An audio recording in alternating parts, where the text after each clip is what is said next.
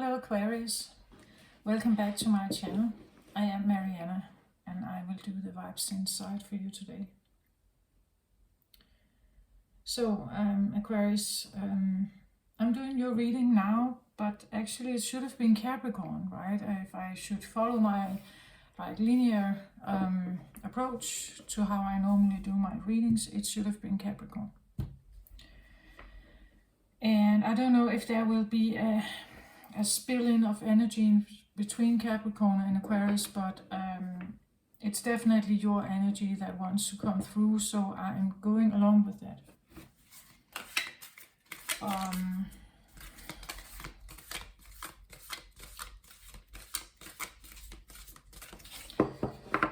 And again, it's something about, as I'm doing now, like I let myself be guided, right? I let myself be guided to deviate from my original plan and allow myself to be guided in a direction,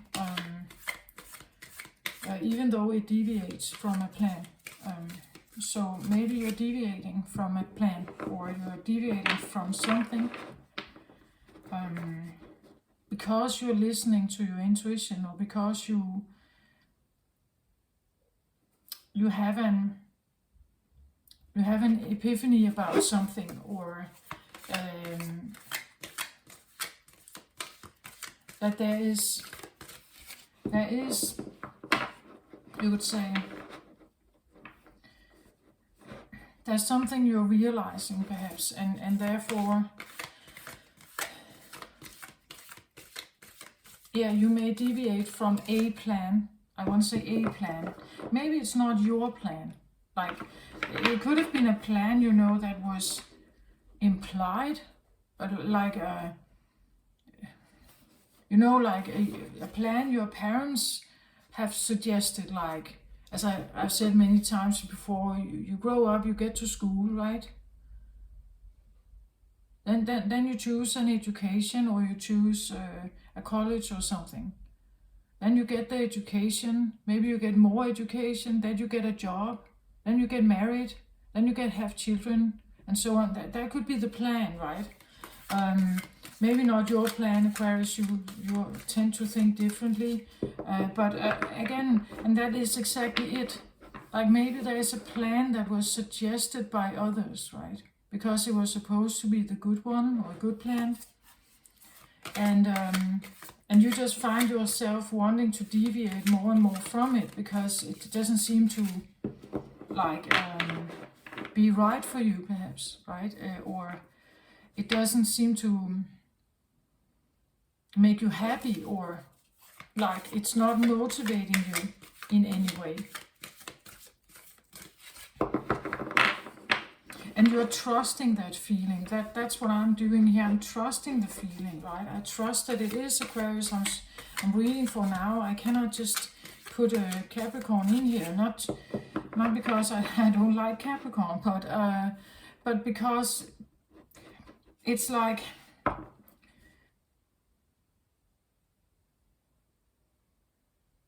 I get almost a feeling of you can't,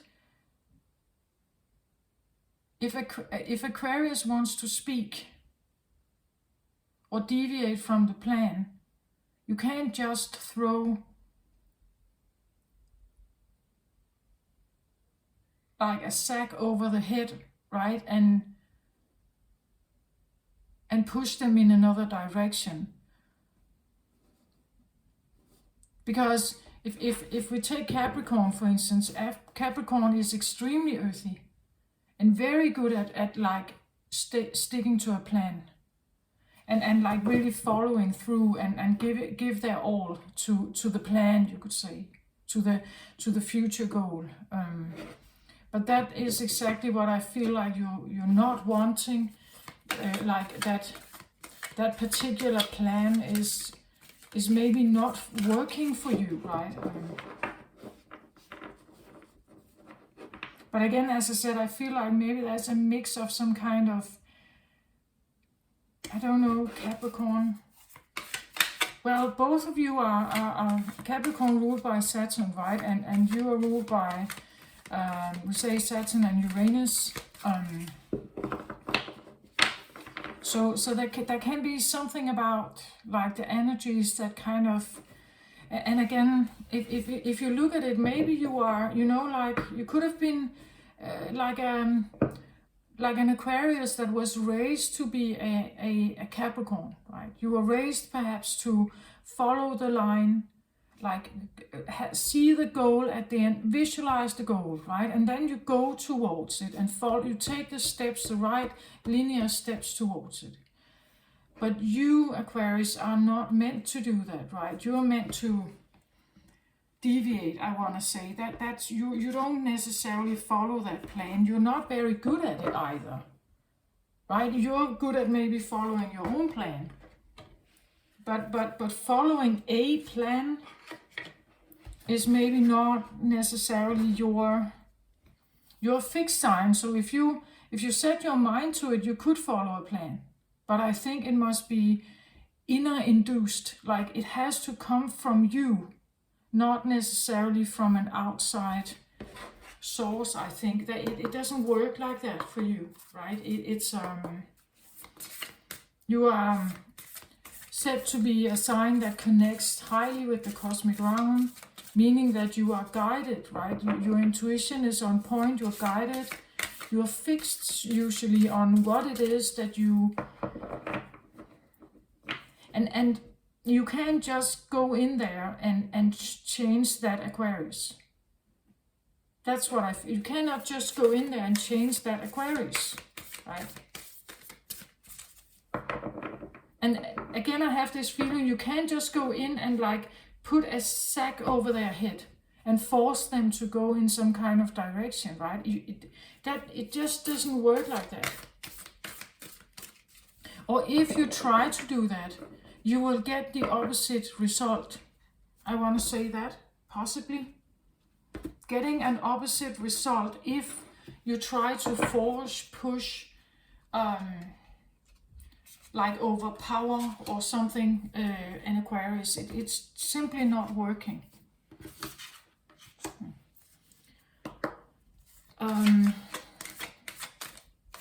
Or at least in this situation, whatever the situation is here, it's not working. It will not work, and it shall not, it shall not work, it will not work, and it cannot work. Like that, you are not, that's not how you are designed. Right? Some say, if they don't know Aquarius energy very well, they say that that Aquarius can be cold and harsh. Yeah, they can. If you mess with them, yeah, they will be that. Because they don't take it, they don't accept it, right? They will not accept it.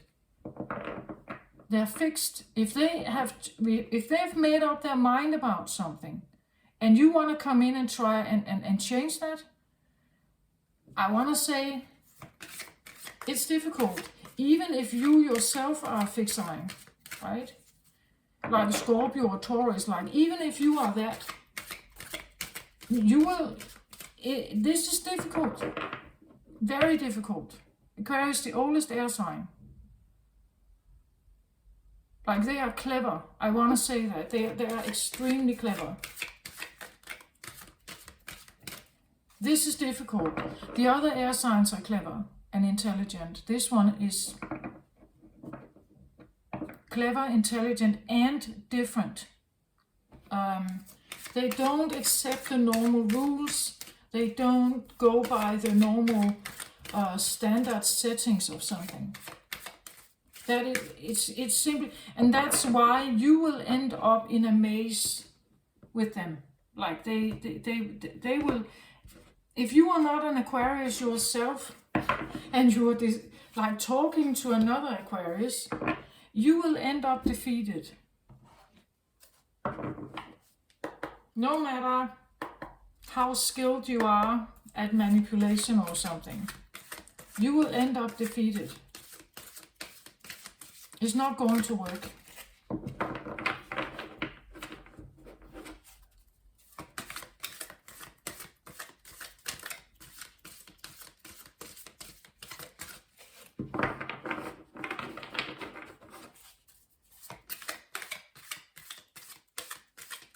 Like Aquarius don't take the normal route to something, or route. They don't do that.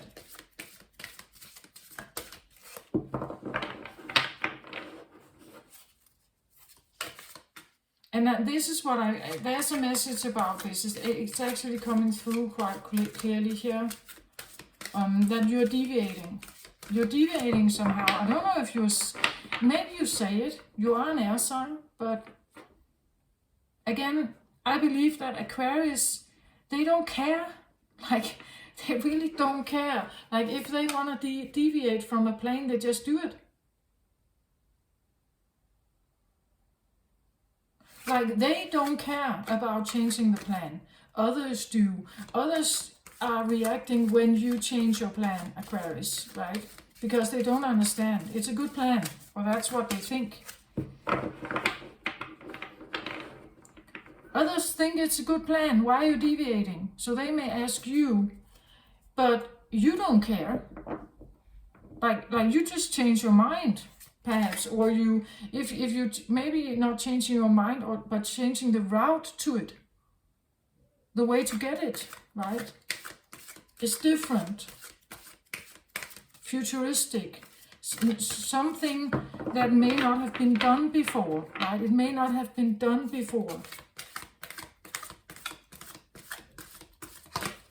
Aquarius is always associated with futuristic stuff.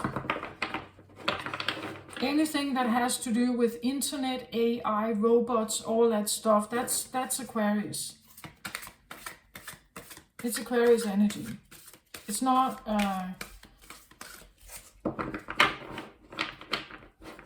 it's yeah. Anyway, let's have a look here. There's something about deviating a plan, or yeah, a plan. You're doing something different than normally has been done. I'm not quite sure,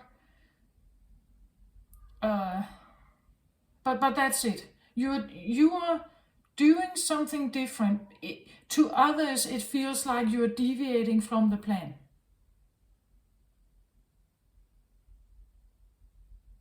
Maybe it even feels so to you, especially if you were raised to become a Capricorn. Like very earthy, like following a linear plan and so on. If you have been raised to become that one, maybe you feel like you're deviating from that plan, but the reason why you're deviating is because you are an Aquarius, right? Let's say you are a Aquarius Sun and a Capricorn rising. Then you would have been raised to become a Capricorn. You have learned everything about it in school and so on from your parents and grandparents and so on. They have told you what the plan is. But because you are an Aquarius, this doesn't really fit with you. So you have learned, you have listened to this. You may even have tried it, but it doesn't work for you, right? It's like it's not right for you. You have to deviate from that plan. And when you deviate, people will notice and they will ask you, what are you doing? Why are you doing this? You need an education before you can get this job. If you want to be an engineer, you need this education. Let's have a look. Page of Water.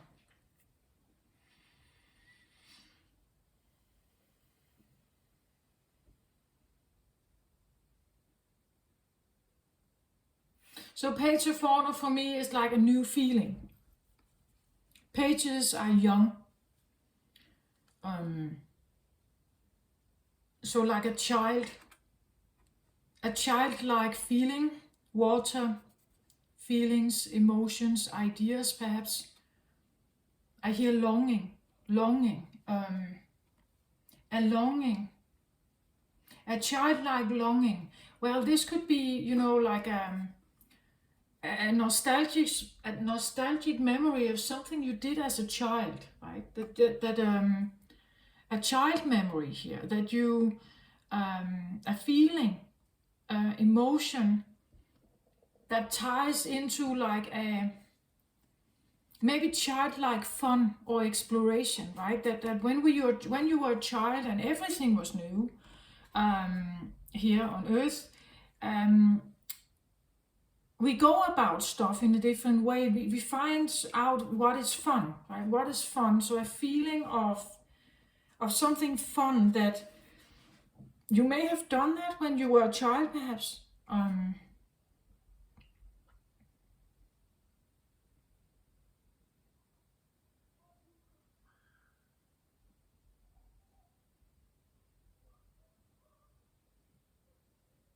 Yeah, I'm going to leave it there for now. It's like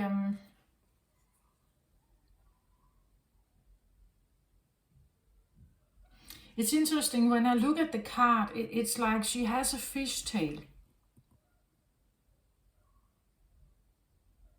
She could be a bit like a mermaid, actually, right? She could be kind of like a mermaid, a little mermaid. Are you a mermaid, Aquarius? At the same time, it's like, I don't know if you can see it, but is it visible? So, to me, it's like there is a cycle. It's like that it is not, but I see it.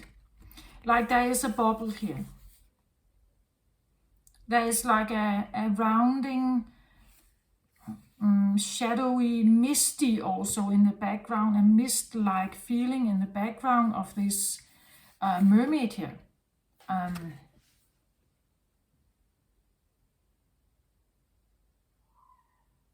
So like a mermaid in a bubble. The mermaid in the bubble.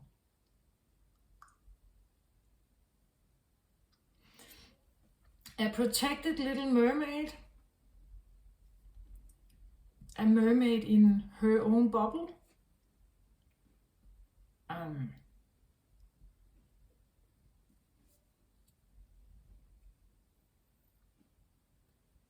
Like a bubble of wonder or something, right? A bubble of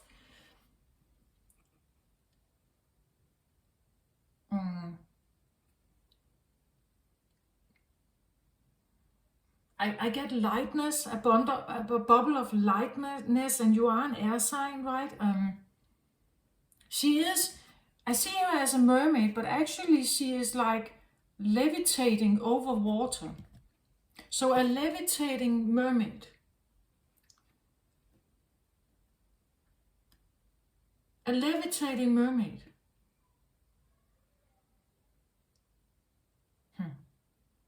Interesting. That is like a hybrid feeling, right? That you are something, but you are also something else.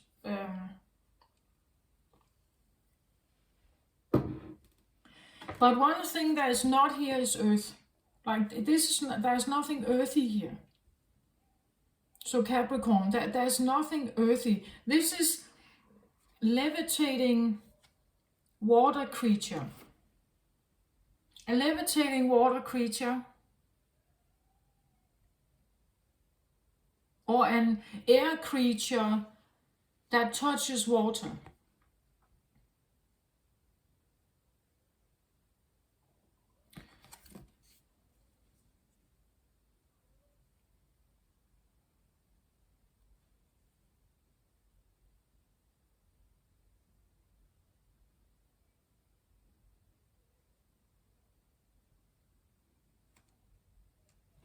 An air creature that dances with water. Touching water, dancing with water. And Aquarius, that the dance, like the element of dance for me is something about like experimenting. Like coming to Earth, right, as an Aquarius, and you're experimenting with water. Like what is water? And figuring out what's in there. And here we can talk about little water and big water, calm water and tumultuous water, right?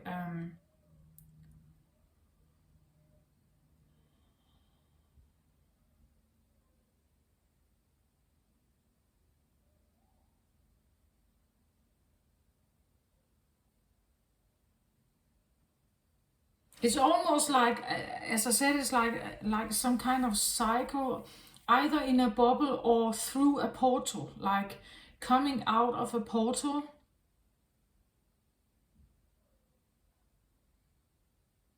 Well, you would say when you are born, you're kind of coming out of a portal, right? And you kind of, you're born and then ploop, you're in Earth, right? Then you are in, then you have arrived.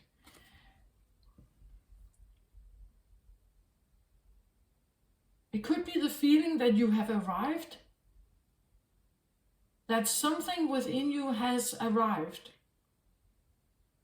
Like your inner mermaid, your inner levitating mermaid, or your inner water-loving airness has arrived. Air and water. Something about air and water, and you're an air sign. Like someone coming out of the portal, like, I have arrived, now I'm here, right? I'm here. Something watery and, well,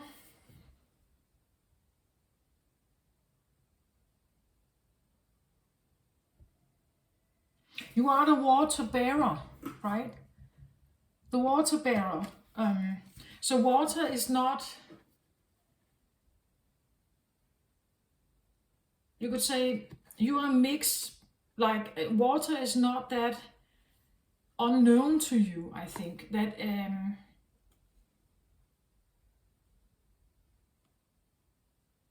water can be, at least for me, it can be, of course, our feelings, emotions. But a watery being is also someone who is very intuitive and sensitive and maybe psychic, maybe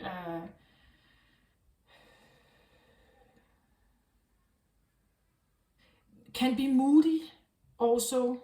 Like the water, it changes, right? It changes with the moon, and it changes with, again, as I said, you can have tumultuous water, you can have calm water. It can be moody.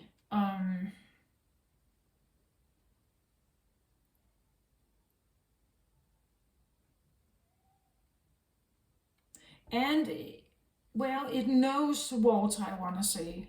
Even though it's just a page, it's like it has just arrived, like a newborn. A newborn levitating mermaid, yeah, right?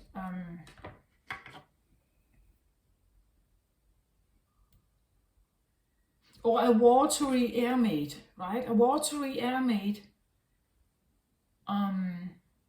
whatever way you wanna call it here, but maid, page, like a young, new feeling. A new feeling of being a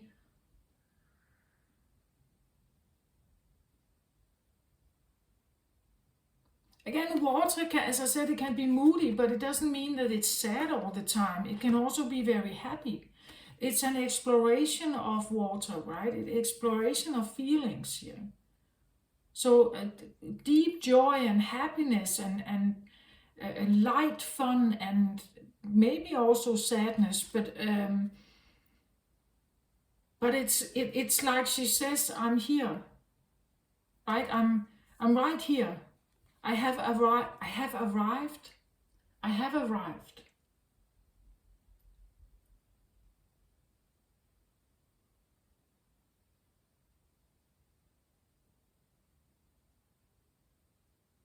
I I am here now. It's almost like she has been gone, like she has been away. She's been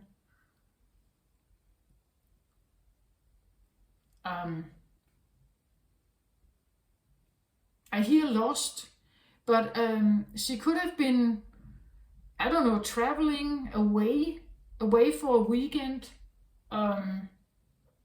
But there's something about the portal. It could be like a newborn little Aquarius child we're talking about that kind of arrives, right? Arrives.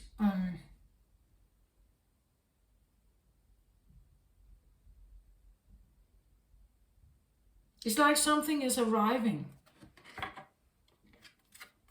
What has been pushing this forward in you? Hanged Man.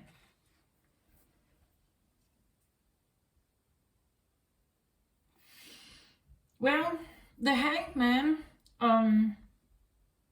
usually it's a card where the man here binds his foot to a tree and hangs upside down here.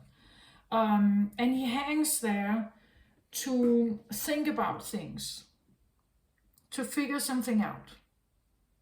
And he has bound himself to the tree because otherwise he will probably jump down the tree. Because if he doesn't find the solution, it may be boring to hang around there, right? It can be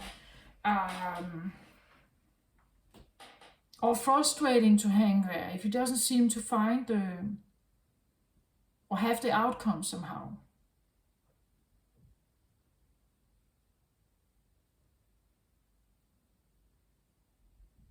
So again, this is interesting because the Hanged Man could seem like he is a stagnant energy because he just hangs there. But he has been in process. You could say he is an active Hanged Man, meaning that he there has been a process to figure something out. We could say that because we can say this literal, like a hanged man. I said that this one was lost. Like maybe this one was at some point executed in like being hanged. In that she couldn't be there, like it was not tolerable or not accepted, right? She was literally killed.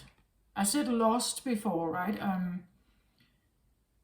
Maybe this can be taken literal, like you could say energetically literal, that at some point this part of you was repressed extremely because it couldn't, it was somehow judged to be hanged. Usually this guy though, he does that to himself, like he puts himself here to figure something out about himself or about others, but he usually puts himself here, not necessarily because others do it. So this could be the reason why something was lost here. Could have been due to some kind of self-sabotage. Doesn't have to be. The point of the Hanged Man is that he has been in process. Like he has been thinking about something, pondering about something. He's been hanging there, analyzing. This is usually a Virgo card.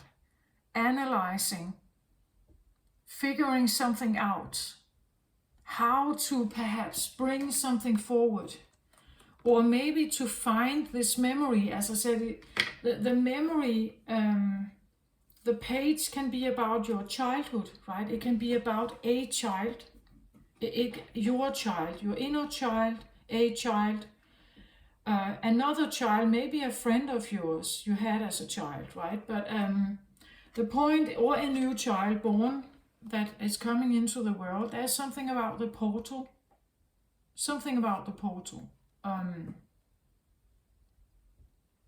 And because I feel like it's like there is like a portal behind her, and we see here how there's also like a moon, or you could say a portal behind him.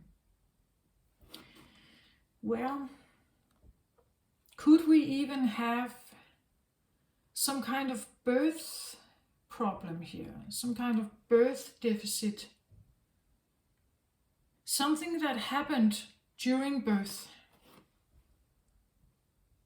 Hanged man, right? Like a child that is born with the navel cord around the neck and cannot breathe properly, and so like being born with actually feeling hanged, you like, or strangled or something. Do you get my point? Like or a troublesome birth here, a troublesome birth. But this could be like an energetic thing. It doesn't have to be your own birth when you were like being that when your mother gave birth to you. It could be, but it doesn't have to be.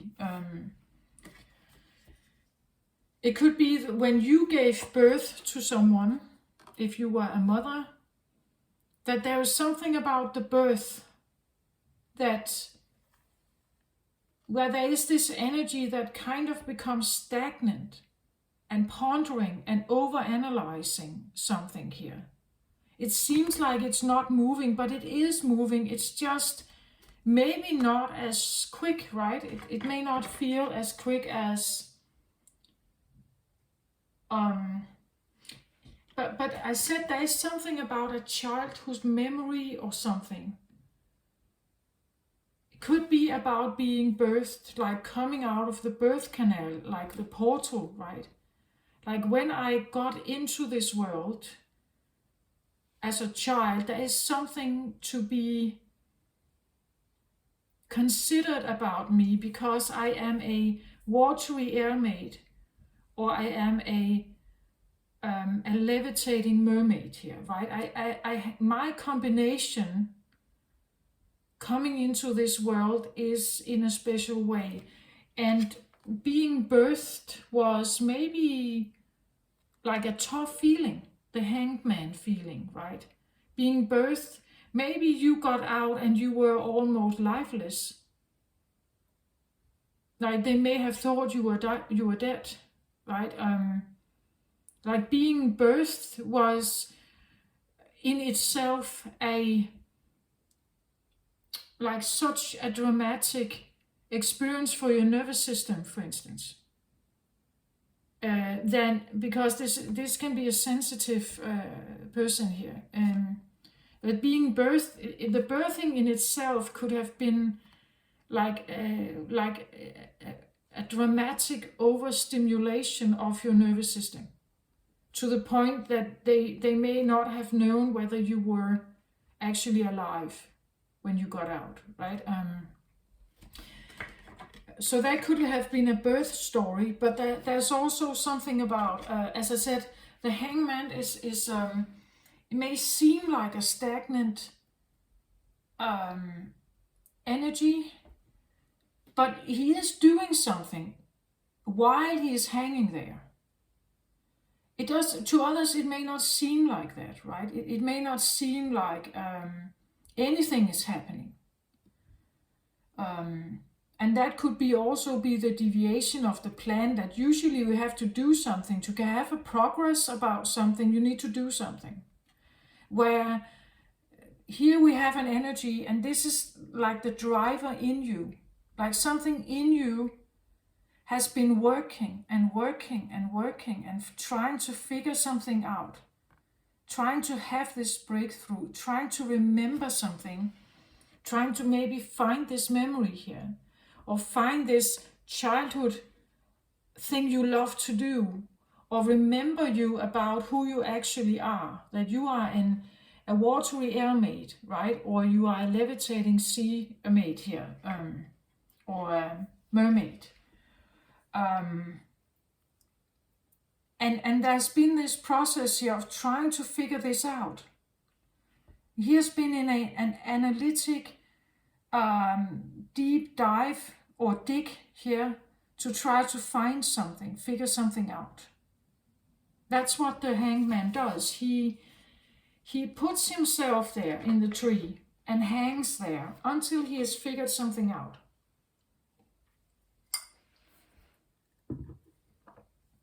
Here we have an earthy energy, Virgo energy here. So and again I said it could have felt like it was a stagnant, like really and linear, a stagnant, linear, slow process. And this could have been because it's in you, like it's inbuilt in you, or you were raised to like this is the way, or this is how to do something, so I'm doing it in this way to figure something out here. Again, as I said, you may have listened to some kind of advice and you have done something in a particular way to figure something out. But actually it's like, I still don't think it works for you. Like this slow way is not really necessarily how you work, right? So this could have been the old way that you normally have done in your life. You analyze your way out of something, what you've learned to do. This is because I feel like it says I have arrived, right? That I have arrived and I can take over, even though it's just a page. So young, right? It's ready, I feel like, to take over. It's like, I'm here now, so I can take over. Because this is actually who I am. This is why it's slow for me, right? It's slow. It's inefficient also. Like to this one, this is very inefficient.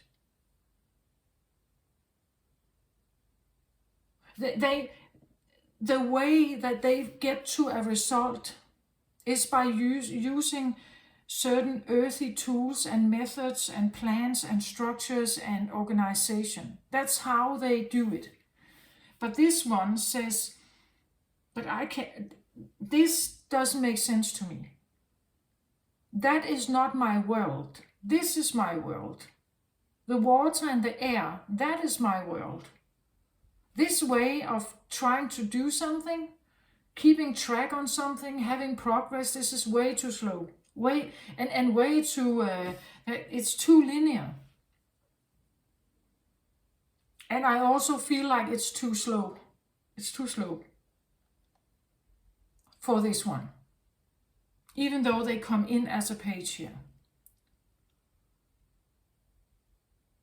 This one can also be, like a mother that says, oh, now we have breakfast, and then we have a little nap to the baby, right? And then we sit and explore something together. We look at small boxes, or we are looking at flowers or something. And then you have a nap again. And then we have dinner, or then we have a lunch, and then we have, so like there is a daily routine of something that has these stations, or these points on the like during the day. And when you get to, I don't know, 8 o'clock in the evening, then we put baby to bed, right? You will have your evening bottle, and then you get to bed. And next day, mommy is doing the same thing, right? Or similar things, to have this routine that we stick to, like the plan that we stick to. But for this one, it's like that. This is not a plan I like.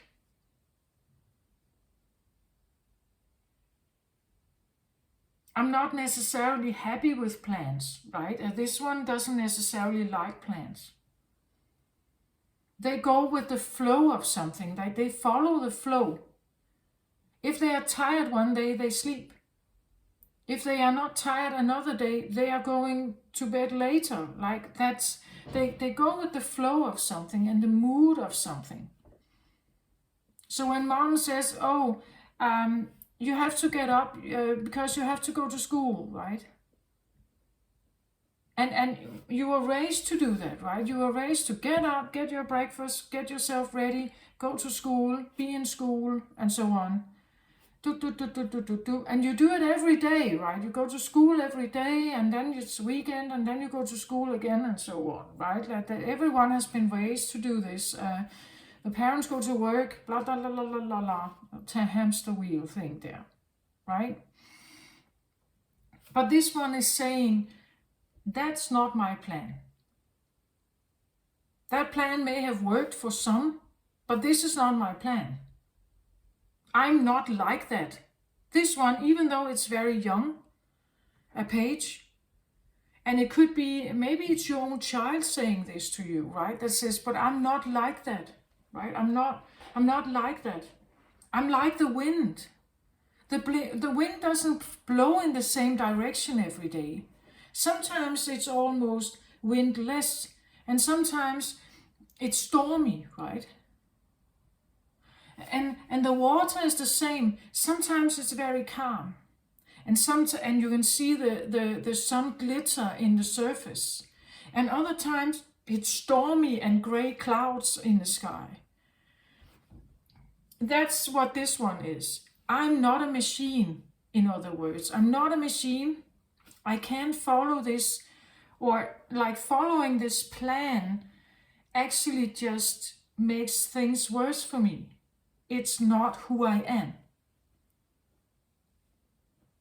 So I'm deviating, or I'm deviating from the group, I'm deviating from the norm, or I am considered a deviation from like what was expected, perhaps.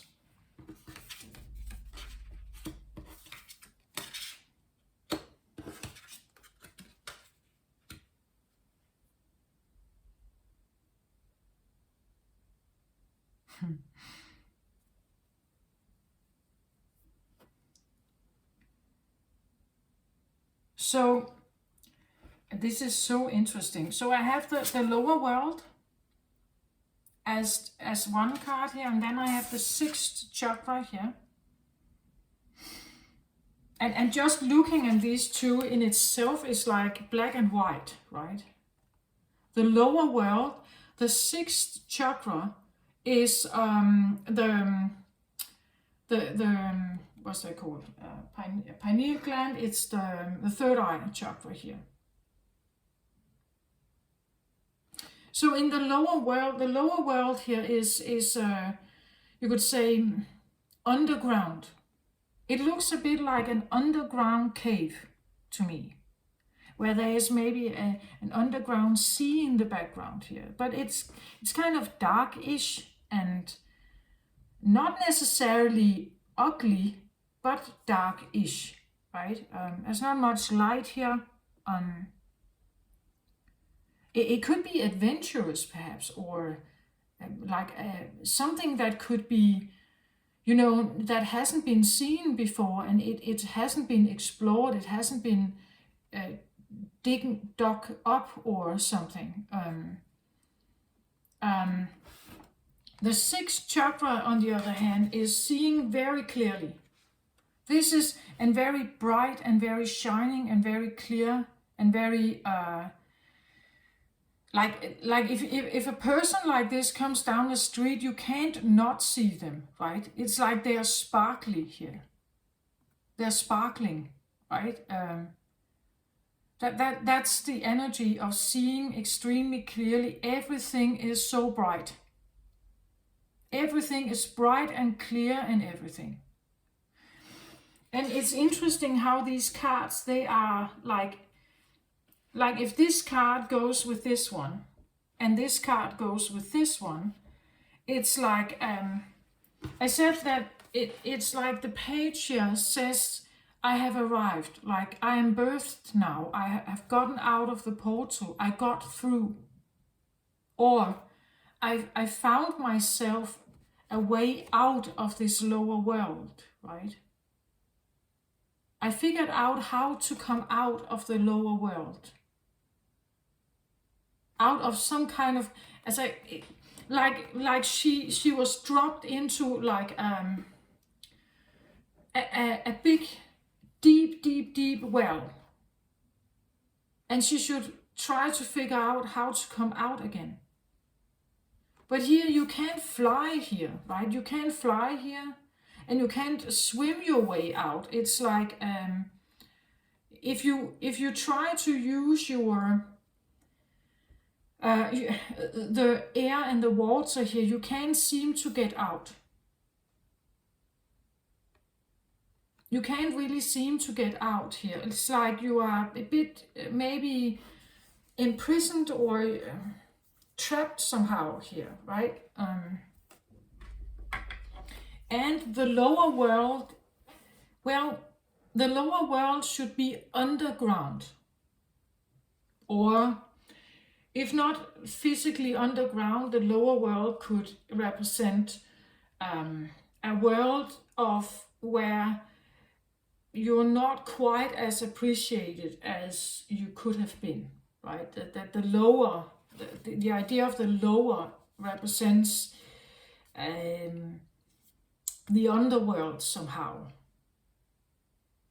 Something unconscious, something hidden, something that has been repressed, denied, something like that. I have already said that. It's like the hangman here could have been like really looking for an answer, right? Some kind of answer for something. To find this one. To find this one, right? In yourself, or maybe literally a child, that you have been looking for a child, or you have waited for a child to become birthed here. Well, it is seen as a man. I would allow in this one to say that this one could be a birthing mother, right? That has been the driver that is kind of pushing this birth forward here. So I would allow it if we physically actually are talking about a newborn baby here, but otherwise I want to say it's more of a like an energetic thing that you have been going through some kind of process where you have been trying to find something, figure something out, remember something. Seeing if you could get, as I said, it's like a mist in the background, like this one. Maybe you had a slight inkling of that they were there, but you couldn't. It's like they were not quite there, right? And now it's like they have gotten out of that mist and they say, I have arrived, I'm here, right? So it's like getting, and it is a new feeling. A new feeling. Maybe, as I said, as with the page, that it could come with this, like, let's say you, this one has somehow always lived in your subconscious. They never got to develop. They never have breathed fresh air. They have never heard sound above earth, or above earth. They have only been hearing this. They have only been seeing this. They only know this. And now when they arrive here, it's like, oh, everything is very bright, right? Everything, the sensitivity of this one. This could be a little empath here. The sensitivity of this one is like, as I said, it's like just being birthed. Just being birthed could have been an enormous strain on their entire sensory perception system and their nervous system. So like getting out of this, we could even say the lower world could perhaps, well, it could be the womb, right? That because when you are in the womb, there is no light in there. There is water to swim in. There is a navel cord that feeds you. But again, you are a little bit protected from sound, and because the water is also protecting you from sound, you are in this bubble, right? When you are in the womb. So you can take this as it resonates. I'm not necessarily talking about a newborn, but this idea of the lower world is that maybe it's the feeling that something here or someone has been in a world where, well, it may have been limited, right? Limited in some way. There wasn't really much sunshine, maybe not much fun, maybe not much, I want to say way out of something. There's something about feeling a bit trapped in like a limited garden here, or like a limited, yeah, or in something subconscious. Again, if this one came forward from the subconscious here, and it's young, so it's inexperienced. It's a new feeling. It's like a new part of you, like a door has been opened, and someone comes out, and this is a part of you that you've never really engaged with. Maybe you barely remember them, right? You barely even remember that they have existed, right?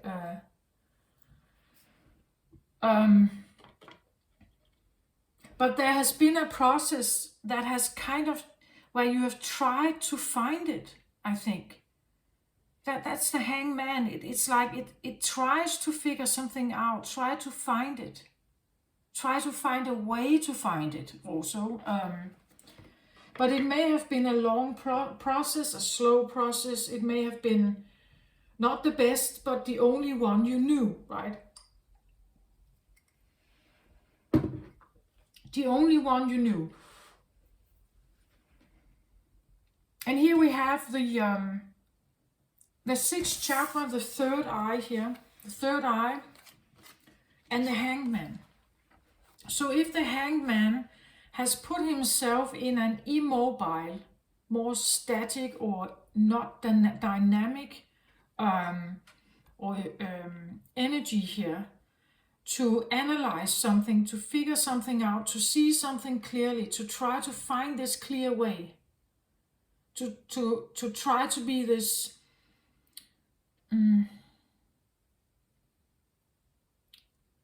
like, it could be that, I don't know,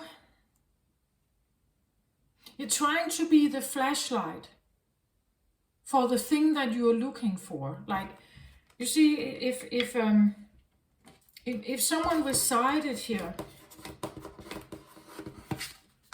if this one has been, if this one has been residing here in the lower world, you needed to figure out how to become the flashlight so that you could go in here and look around to see if you can find her, right? If you can figure out where is she.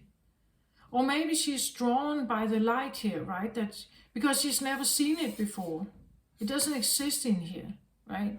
There is no real light in here. So when something like this comes in, she would probably be drawn to it. Kind of, what is this? What are you? Like, who are you? Right? And you may have found her. That could be the hangman. Again, the hangman uses his third eye in a meditation or something. You may, in a meditative state, being able to connect with this one here.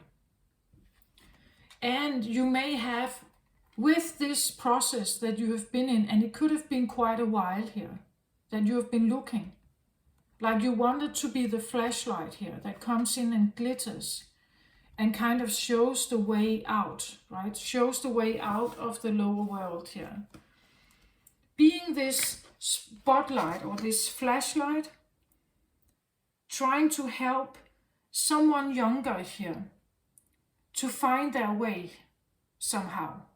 Find their way out of something here.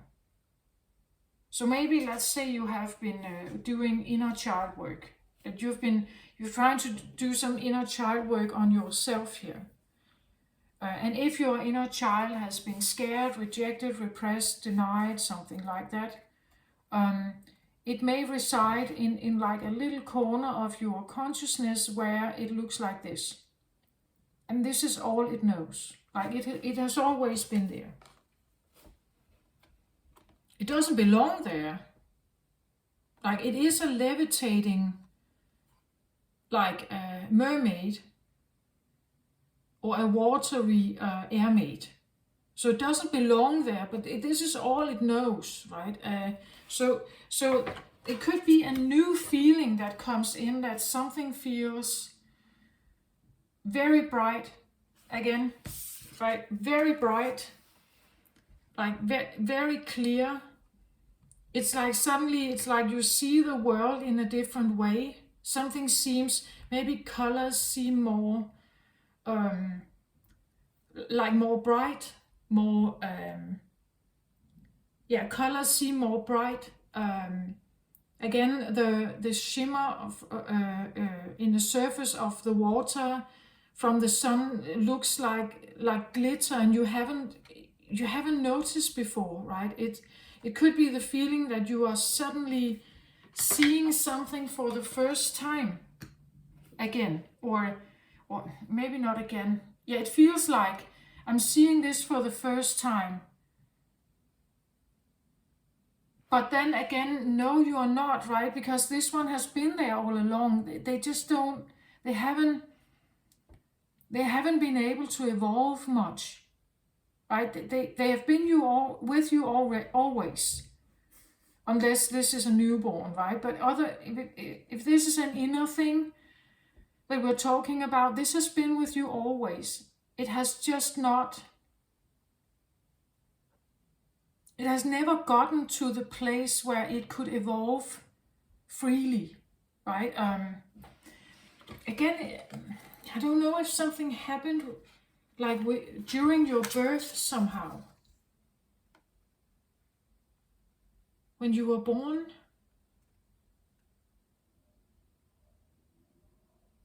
Whether something happened when you were born and somehow it was something was sacrificed and has been residing like in your subconscious ever since.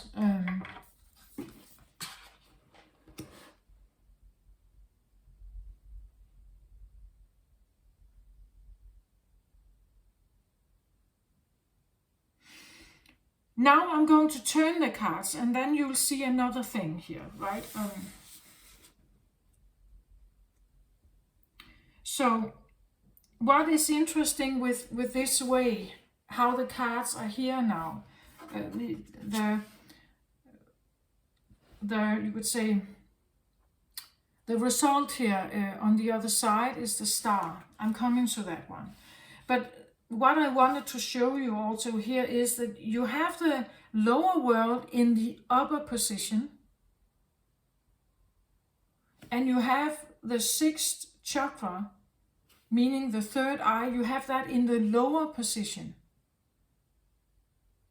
Like if we should have one, we should have it like this, right? Like that would be with the lower world belonging. We also say that most of the subconscious stuff that is maybe hidden, repressed, or denied, or something traumatic resides in the lower chakras, meaning that's the abdomen. It's the womb area and like root chakra, sacral chakra, and solar plexus chakra. That would be associated what I would call the lower world, because this is typically what we need to cleanse to have a much brighter way of looking at things here. We see things more clearly when this is, well, maybe we can't like clear everything away and purify everything, but we can become conscious of things. Where when this is lower world, it's subconscious. We don't know, like we have no memory or no remembrance. We have no awareness of what is actually ruling us, or what is guiding us perhaps sometimes, why we do the things we do. It resides here, right? And sometimes we have no awareness. When we have done shadow work, we usually have some awareness. And that's why, because she has been residing here all the time. She has been guiding you all along, right? If this is an inner thing, inner child work. She has been guiding you all along, but you had no idea. She was in the lower world. As I said, now it's like she's coming out of the portal. Now you actually see her, you feel her, you can feel a difference. But the interesting thing is that it was the other way around here, right? So you would say your consciousness, your way of thinking, and you are an air sign, right? You are an air sign. It has been, I want to say, rather subconsciously controlled.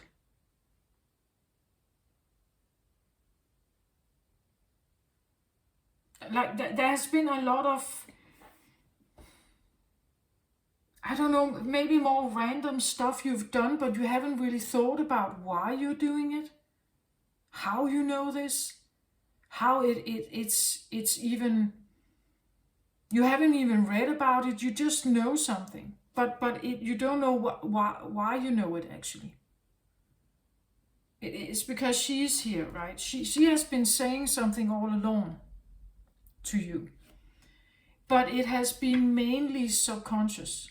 Like you had no idea where it came from, these thoughts in your head or something.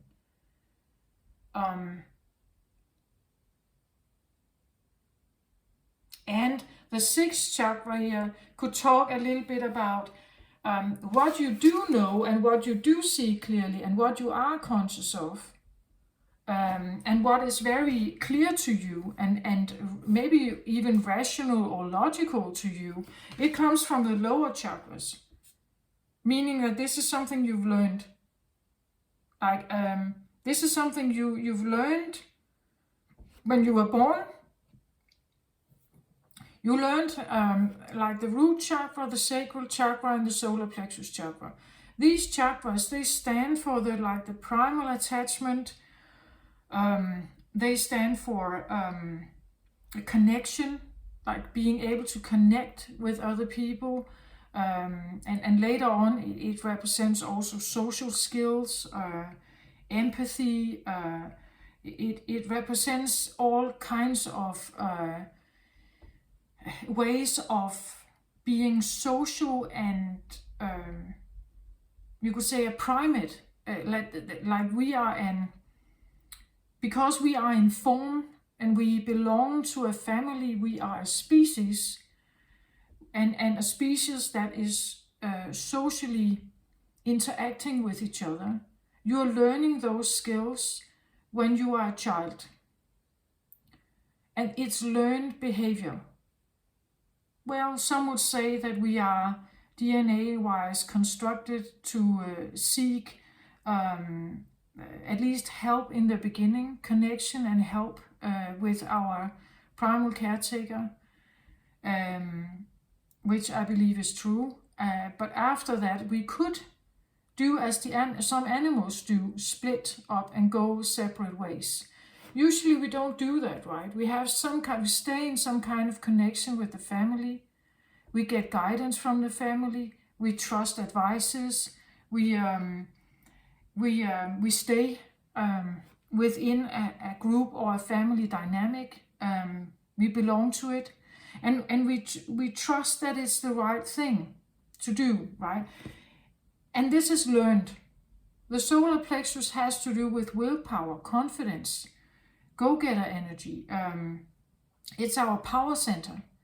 And that power center usually comes when we have built connection, when we feel safe, when we feel guided and cared for, and maybe we don't grow up in a place where we feel guided or cared for, but it's still the closest to. Like there's no other way. We don't know where else to go, right? And this is where you see most clearly that this is how where life has been most, you could say, like lit up for you. Like life on earth, your life, your existence has been mostly lit up from these places. Meaning that this is where you are conscious. You're conscious about what some of the stuff that you've learned, right? How it has shaped you, how it has formed you, how it has guided you, how it has and you hear the advice, right? You still have the memory of the advice from your parents. It's like it's inbuilt in you somehow, right? It's stored in the lower chakras as good advice, perhaps, right? And this you know very clearly. It's very clear to you. However, there is something else where you get information, but it's not from here. Like what you are getting as information here doesn't necessarily agree with this. As I said, this represents the lower body or the lower chakras, learned behavior, learned attachment and everything. What we learn how to survive on this earth and everything I just said, right? This you know very clearly. That represents, you would say, the route you were taught to take. The advice you got. You're very clear on this. And you may have been in a process where you have really you have thought about this, right? You have been thinking about what you have learned. You could say this is also your programming. And you have tried to find a way how to get out of it, how to open that third eye here. The third eye doesn't belong down here. It belongs up here, right? It belongs up here. It resides here, right between the eyebrows. It's not down here. It's up here. Towards the crown chakra, opening up towards divine guidance, cosmic realm, which is your area. But you see, because this one has been residing in a restricted area with no fresh air, she couldn't fly. She couldn't even see the sky and clouds and everything. She only knows something, like she knows something, but in a limited way. Still though, she's been able to guide you, tell you that something is off, right? That there's something off here. You're quite aware of all this programming you may have gone through. You've tried to cleanse yourself, purify yourself through this. That's my guess. But you still receive information from this one. Though it may be limited, you have been able to hear her, right? And she has been telling you something about this. Like telling you something about your programming, that there's something off about it. That this one, your inner child, representing you, your higher self, your more soul orientation, spirit in you. She's asking to be freed, right? She's asking to come out. She's asking to have her freedom. But she doesn't know exactly what she's asking for, right? Because she has been residing in here. So when she gets out, she may have a bit of a shock, right? She may have like bit of like a sensory like shock, you could say. The nervous system, everything. When she comes out, she says, "I have arrived. I'm here now. But wow, it's bright. Wow, the sounds are so loud. I can't. Oh, this is terrible, right?" She may have a reaction to it coming out. Because she's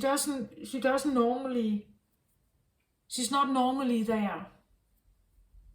Normally she's in a more darker space, not as in dark energy, but there's no light here, or just not very much light, right?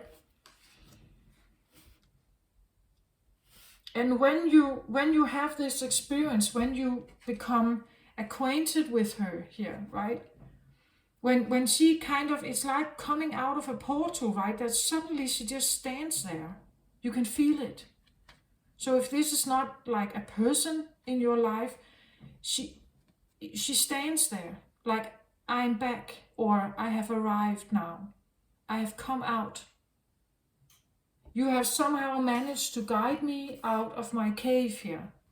So I'm here now. I'm here now. And as I said, she may be like a bit, her senses being overstimulated by the light, the noise, the people, everything. Because all she knows is this: underwater creatures, sounds from within a cave, somewhat restricted by the water or something. That's what she knows. Now she's out here as a page. That's why she's a page here. She, like, I see it as she's not very mature in her approach. But this is you, Aquarius, so I want to say she may not be mature, but she's clever, right? She's clever. Her brain functions very well. Her sensory like experience right now may be a bit like challenged, but she will surpass this, right? And she will figure out that actually she can fly, right? Actually she can levitate, but she hasn't, like she has not done that before. It's new to her. So what we get here is now the star, and the star is your card, Aquarius. It says here, a dream come true. And the front cover, or the front picture of all of these videos that I've made recently, I talk about the wildest dream. The wildest dream, well, it could be a very good dream, right? It could be a beautiful dream, an abundant dream. That could be a wild dream. But another wild dream could be a nightmare, right? It could be a crazy dream, a weird dream, a miraculous dream. It could be any kind of dream. What I see here is that it seems like whom I'm talking to, their wildest dream was this arrival. This is the wildest dream, to recover this, figure this out, getting them out of the cave, unlock them, untie them, free them, and actually being able to hear them. The star is your card. This is Aquarius energy. And I feel like this is the one who is arriving here.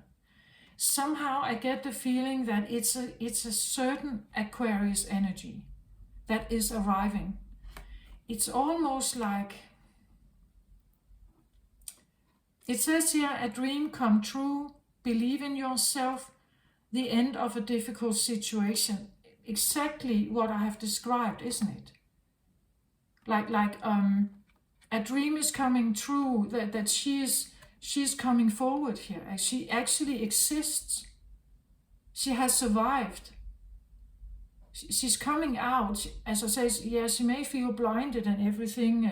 She may feel that, oh, it's a bit awkward to be here and everything is so bright and everything.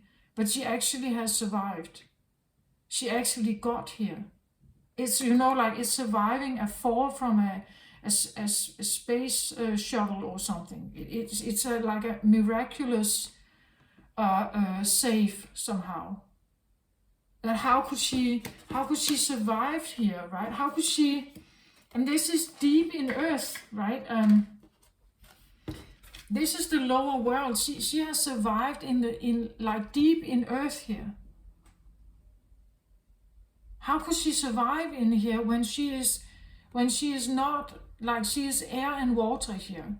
How could she survive in here without the air, right? How could she even develop, right? How could she even develop to think and understand things about the outside world that she has no clue of? Like, she's never been out there.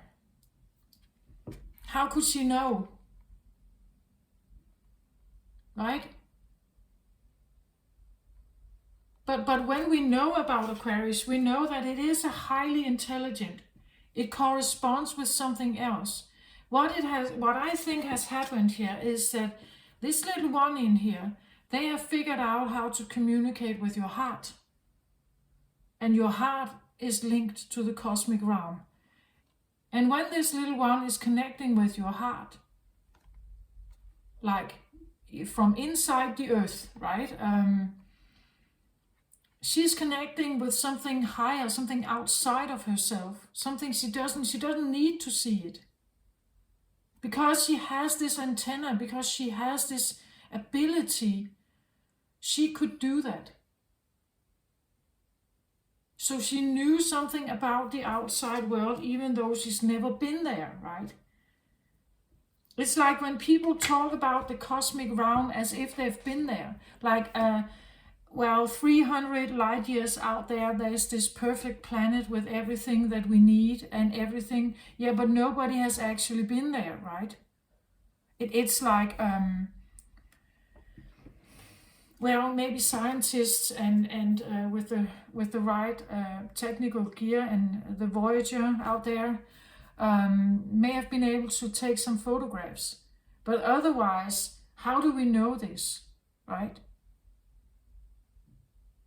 It's only if you feel like you're guided from somewhere, if you have somehow been able to be guided by something that has not been in your awareness, like she actually stands again here in a darker realm, right? That this is her, right? Now she's coming out, like from this darker realm here. She has been receiving messages all along here, even though she was in a darker place. Aquarius, at least in the upper hemisphere, is born when it's winter time, right? When it is pretty dark. There's not much sunshine. Where the Virgo energy is in the summertime, right? Where there is more sparkling light. And again, the approach to something. Here, when we have so much bright light here, and we have Virgo energy is yang energy, it's masculine, and we have such bright light here, you are doing things in a certain way, where you use the yang energy to move forward. But Aquarius is usually, also because we guided by both Saturn and Uranus, very big energies out there, big planets, and big energies, but far away from us, right? The only way you can do that is by tapping into your heart. It's your consciousness. It's your, it's yin. It's yin energy. It's maybe when you sleep. It's in the darker realm. In the darker realm, you can have that access. And the darker realm is associated with the yin.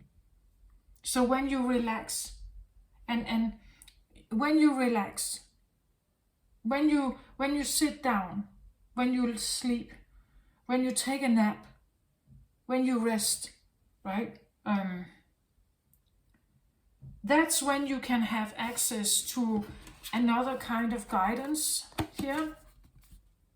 Another kind of guidance.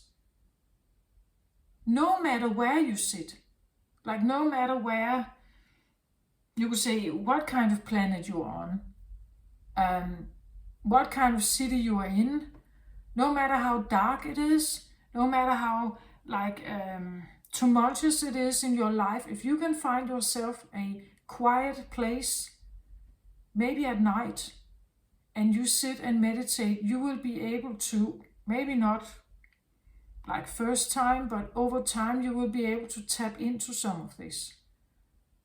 And this is what is coming forward, and it could have been a long process, right? That maybe you have been really trying to find something for a long time, using your well-known methods, maybe using your yang energy, like making a plan, or like I'm sticking to some kind of discipline or something to figure something out, or to help someone here, or to help a part of myself. It's like I know it's there, I just don't know what it is, right? It feels rather unknown. And when it comes forward, it's almost like a stranger, but then not really. Like it's just really old memory, right? It's not clear exactly. It's just that they have arrived. Like they have arrived. It is your star. And again, usually the communication here is not with spoken words, as I do this that I'm doing now. This can be telepathy. Because I've had this one come out a few times before, and usually she's not speaking. She's not saying anything. Like it's a more telepathy kind of thing. She's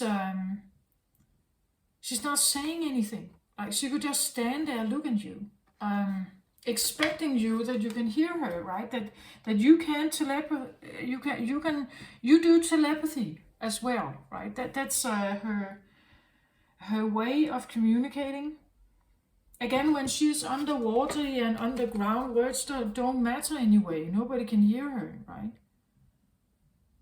We could talk about that maybe it's someone who has like underdeveloped verbal skills, because they haven't been taught too much, like they haven't had much conversation. But otherwise, I really feel like it's because it's really not her way. Her way is water and air. And water and air can be verbal, but it can be any kind of air. So definitely also telepathy, right? She is like that. That is her like primary way of communicating.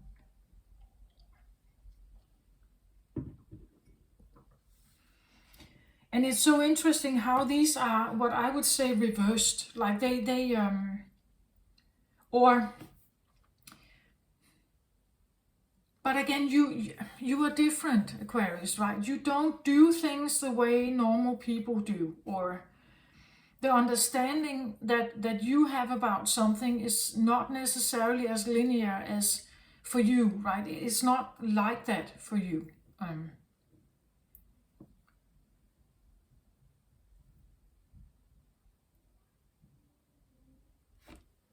It's almost like if you are going through a spiritual awakening and you have had like many things you have been pondering about here. It's almost like you had to do your awakening opposite, like in a different order than maybe other people's talk about online about spiritual awakening. Like you had to figure out your own route. And again, you're definitely deviating from the plan as soon as you start listening to this one. She's been guiding you all along, but you haven't really been, like it has felt like it was more like subconscious, and you're not quite sure where you suddenly had that thought from. And Sometimes you probably dismissed it, you probably ignored it, you probably just thought it was weird or something. And maybe you have stuck to the more conscious yang plan here, right? But I think more and more you have been listening to this one. And what she's saying is that this plan of yours, it's not really working, right? It's not you. Like, she's saying this is not you. What this attempt, this way, is not you.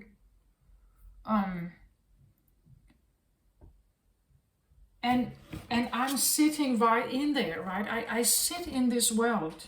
I sit in this world. Again, she's air and water, right? She should be flying up and being able to just pinpoint down on the water, not being down under it, right? Not being underground here. She's underground.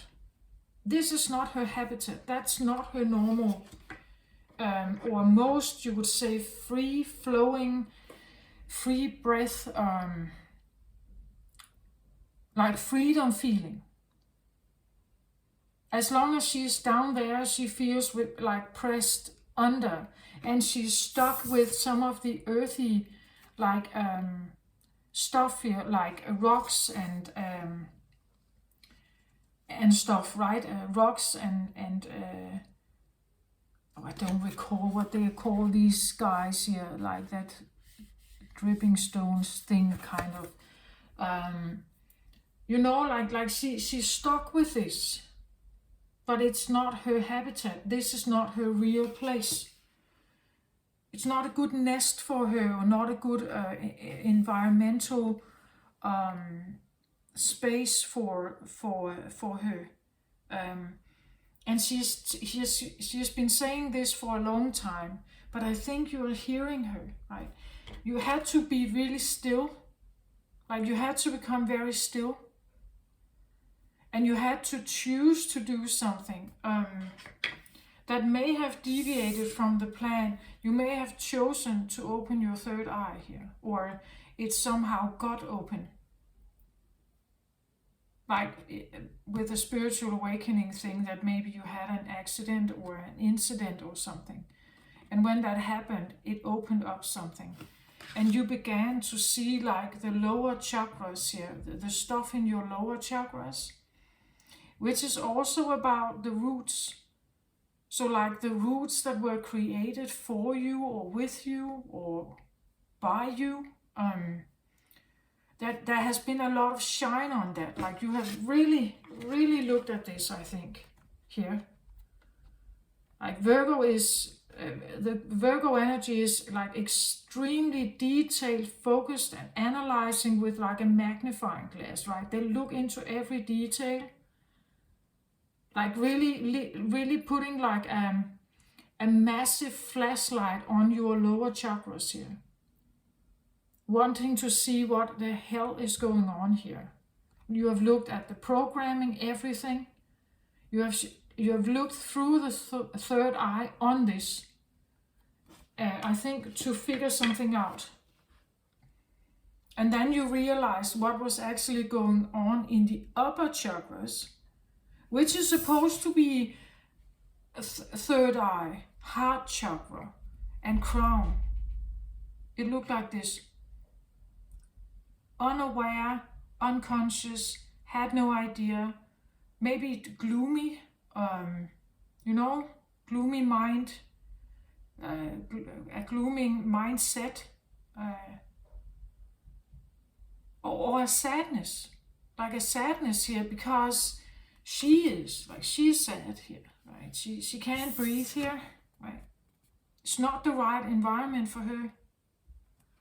She's not happy here. And you've been trying to figure out how to access her, I think. How to have access to her. It's like how to get to her, but actually it feels more like she's coming to you now, right? Like she's coming forward to you. I think you've tried to find the entrance to this place here.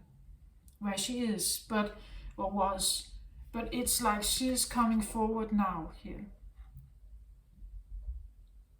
This can be an inner thing happening, like as I said, a new feeling of something that comes forward. And with that new feeling comes a lot of other new feelings, because again, it's like meeting a new person and figuring out how they, what are they about? What do they know? What are they about, right? Maybe they tell you something about this. Like maybe they need to tell you something about this, right? For you to understand where they come from, but also what they have not learned, like what they haven't been given an opportunity for learning or figuring out.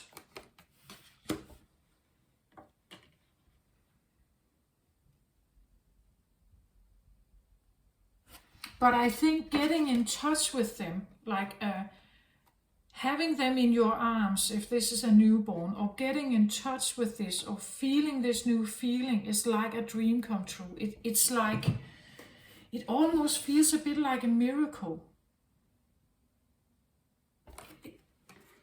I'm not quite sure, but again, again, Aquarius, it's like it's a cosmic energy. It's a cosmic knowledge. A cosmic knowledge that may have been denied.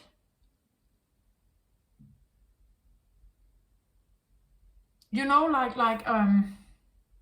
if an airplane gets a landing restriction, right? It keeps flowing, or it keeps flying. It can't land. It can't. Or from the other side, it's like if the earth and everything keeps falling down on your head, it's like you can never get out. It's almost like, you know, like a,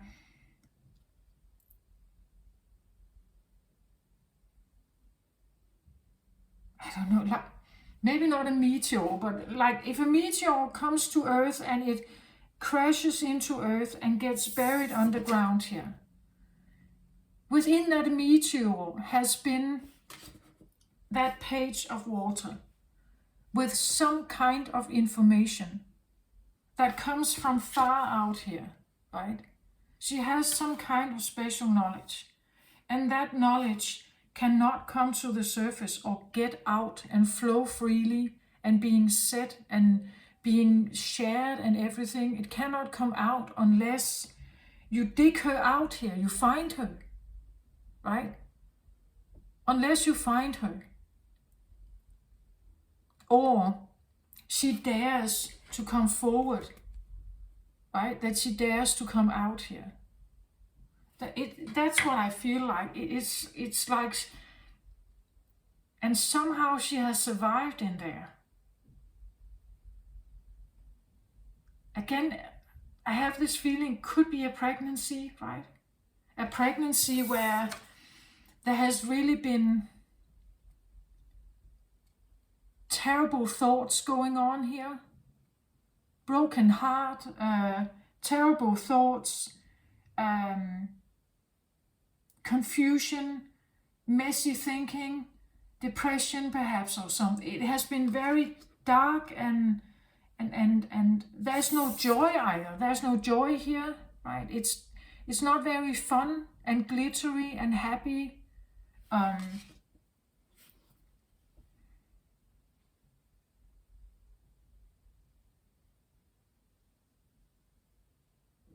And it's limited. It's limited. Where this one opens up to the cosmic realm and the like the entire universe, right? And so that's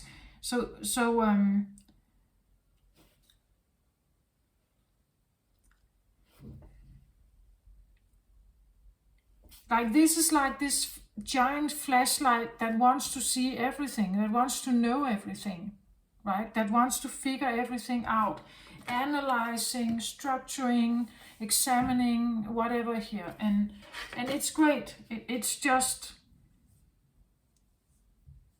but by doing that, you may have understood something. You may have like really realized something.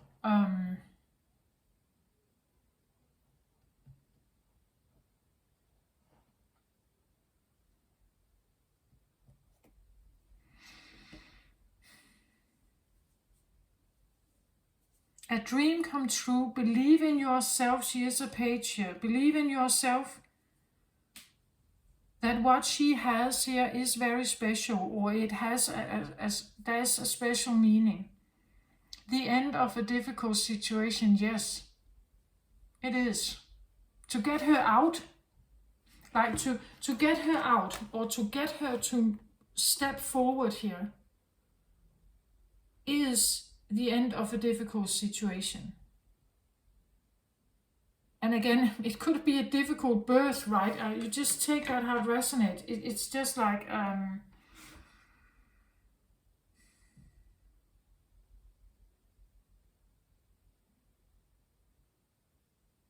again, this could resemble a very difficult birth, right?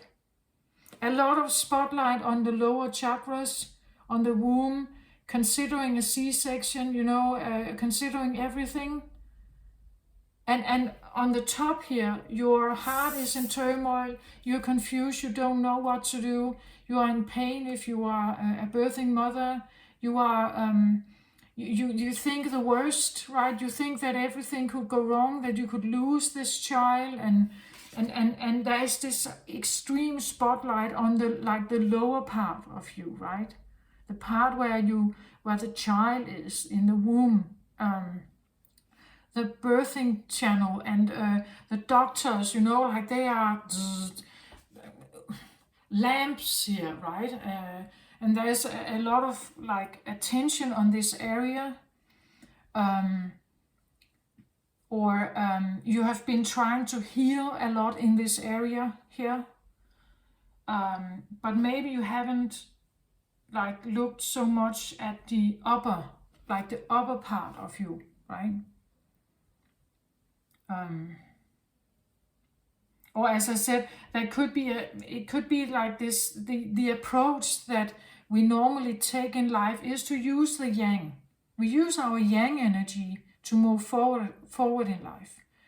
So because we have to go to school and learn and take action and be social and have friends and hobbies and all this, we have to use that yang energy and be very good at it. But maybe we have somehow neglected something, and you can only have access to this when you are resting, like when you are in a yin, more yin-like mode. And when you are in that yin mode, it's like she is probably through telepathy talking to you here. And what she's saying goes a bit against this, right? And when you realize this, it's like, oh, I have to look closer on this, right? How I'm approaching life, what decisions I make and everything. And when you start doing that, this is where you figure out that she's actually right, that she's right.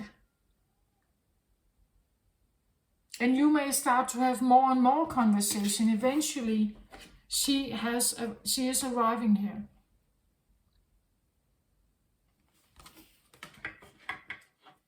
Could we have one more card on the page of water here?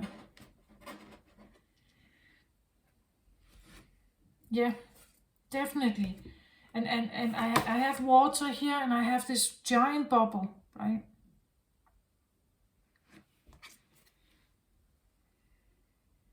So now, like, again, this comes through as almost like another planet. A water planet. So maybe that's why I said mermaid, right? That she's kind of a mermaid. And I said the feeling of like there was this bubble, like the bubble. Actually, I feel like I wanna read from the book here about this. I think there's something we can. Because what does it say about the water? That could actually be quite interesting. It is from the mystical shaman, so it usually operates in symbols. So what, like the symbol of water, right? What that means, you would say.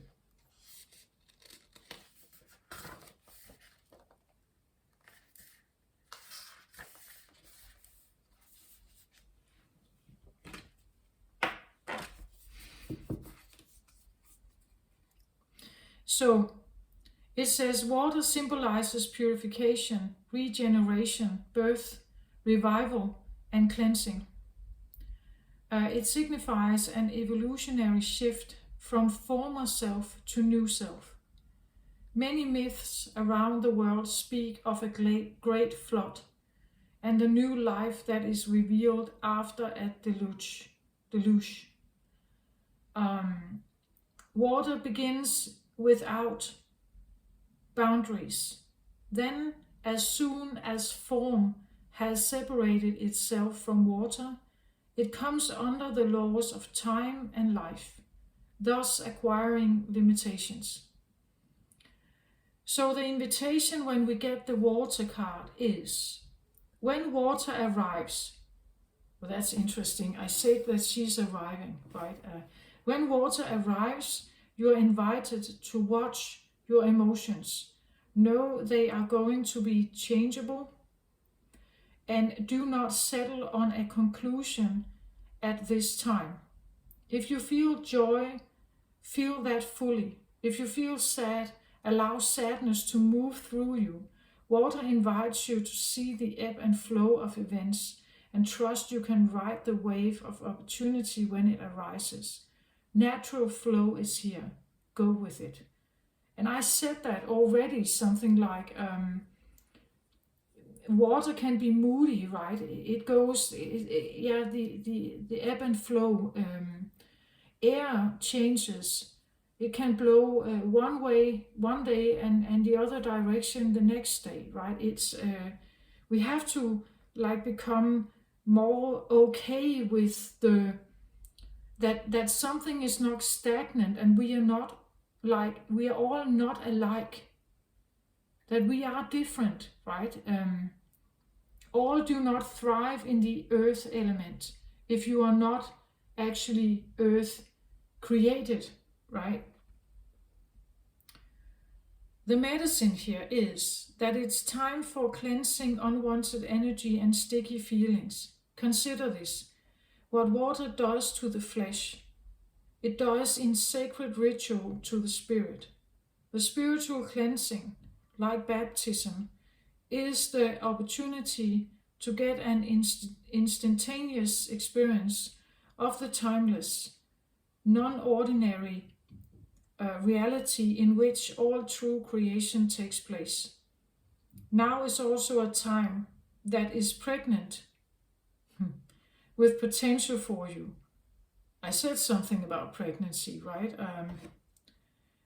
Carl Jung talked about the maternal, womb-like significance of water as a universal symbol. Water represents the potentiality of existence. It precedes and sustains every creation. Emerging from it is manifestation. Immersion in it is dissolution of form. Because of it, it symbolizes regeneration. Make way for the process. You can expect it to be messy, but worth it. Yeah.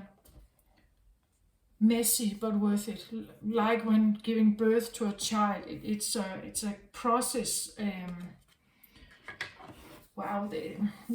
There's something about, I don't know, rebirth, birth of a child, your inner child, rebirthing your inner child,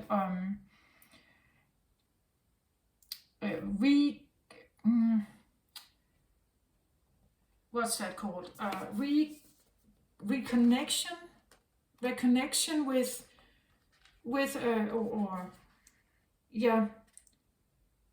reconnection with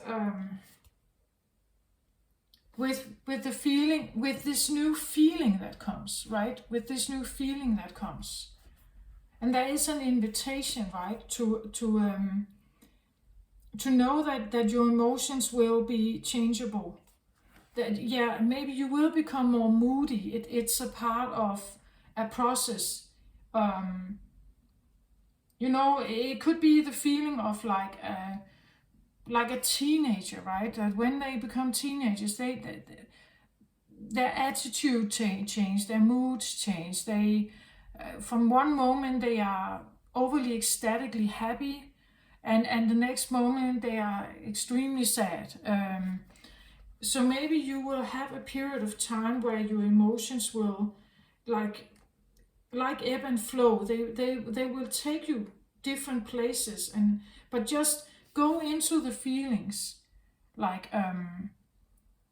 if you're fully happy, just really enjoy that, and just sit there, right? And if you are feeling sad, just allow that sadness to move through you. That is an invitation here.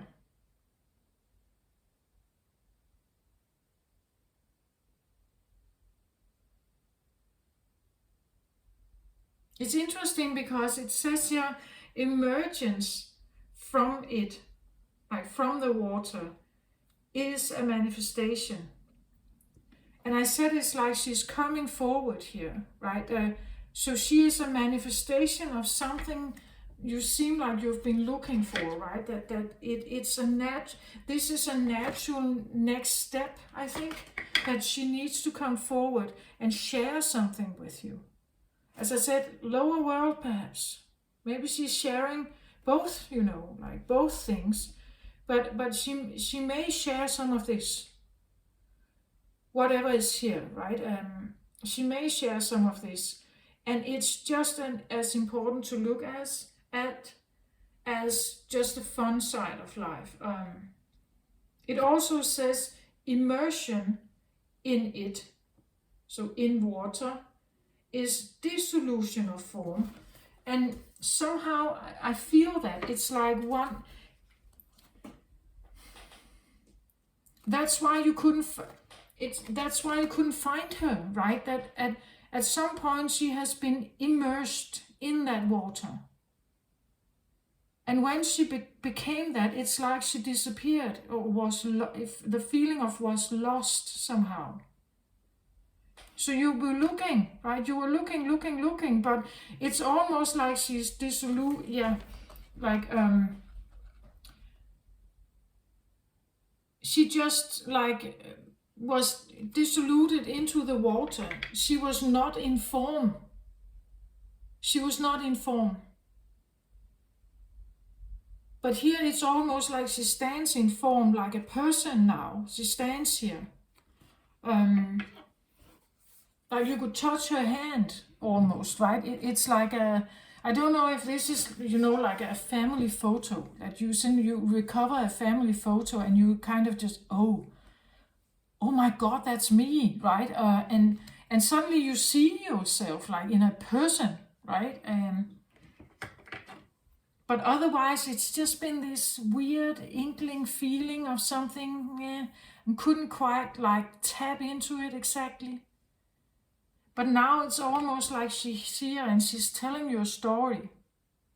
Again, I think telepathy, but she's telling you a story, right? She tells you about her life perhaps here. She tells you about what this was like. She also ends up telling you who she actually is, right? That she belongs up there, right? She belongs up here, right? With the clouds and the stars, and the only way I think that she could survive is because of the water, right? She could only survive because of the water. She's a water, again, you're a water bearer, right? The reason why she could survive here is because of the water.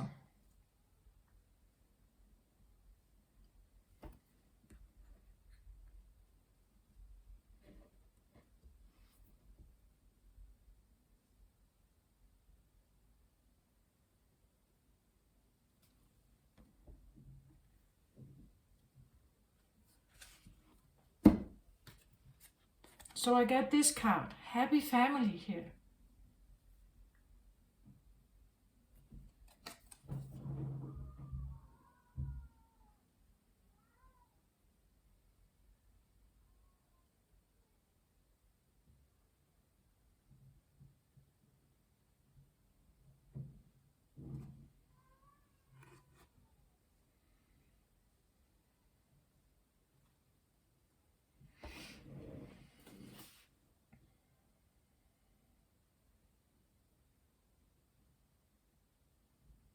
And I'm kind of drawn to this idea that she stands on land, and then one child is like just having almost just one foot in the water and the next one both, and then the father is out where there's much more water, right?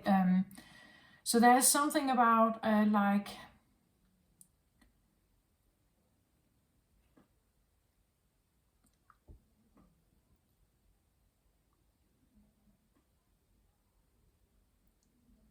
that something earthy connects through like a childlike connection, and then to a masculine energy.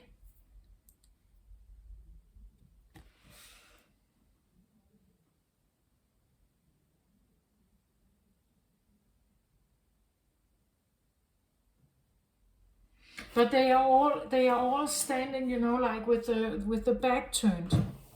When I have a card where people stand with the back turned, so either it's because um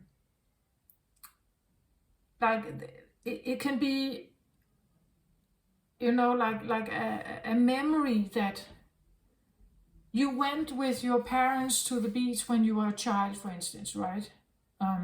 And a sibling here. So you went to the beach as a child. Um, and this is what you remember, right? They are not facing you because it's a memory. It's something you recall from your memory, or you see some kind of photo. It's not current, but it's something you remember, or something you thought. Like you've always thought of your family as a happy family, right? Or you have always hoped for a happy family. This has always been what you wanted. The birth of this new child is part of this, right? That now we are actually moving into a new round when the children are born.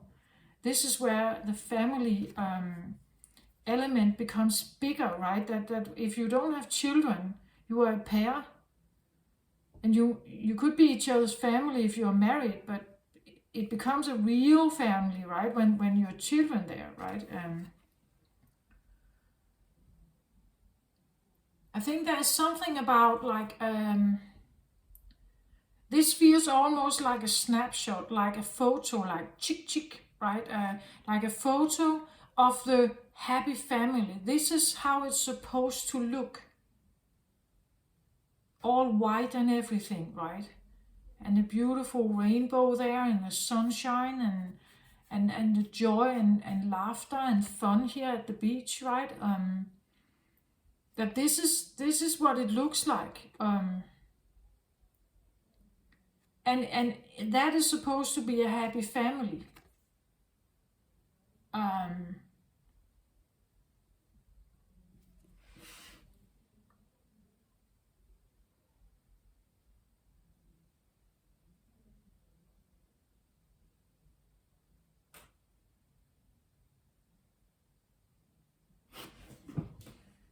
but somehow,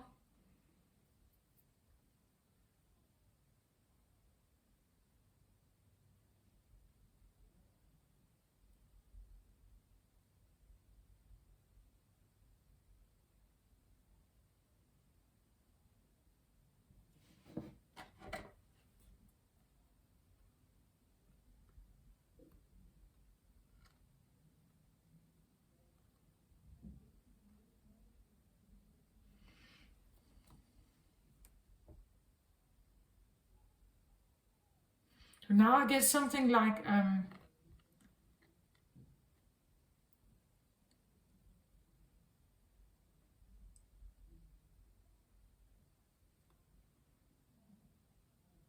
yeah, it's like I get almost something like, as I said, there was this feeling like she was lost, or away or gone or something. So I was wondering, like, and the message I get is that she's still there, like she's still on the beach. Well, this is the memory that she's holding in her, like in her mind here. When even if she's here, right?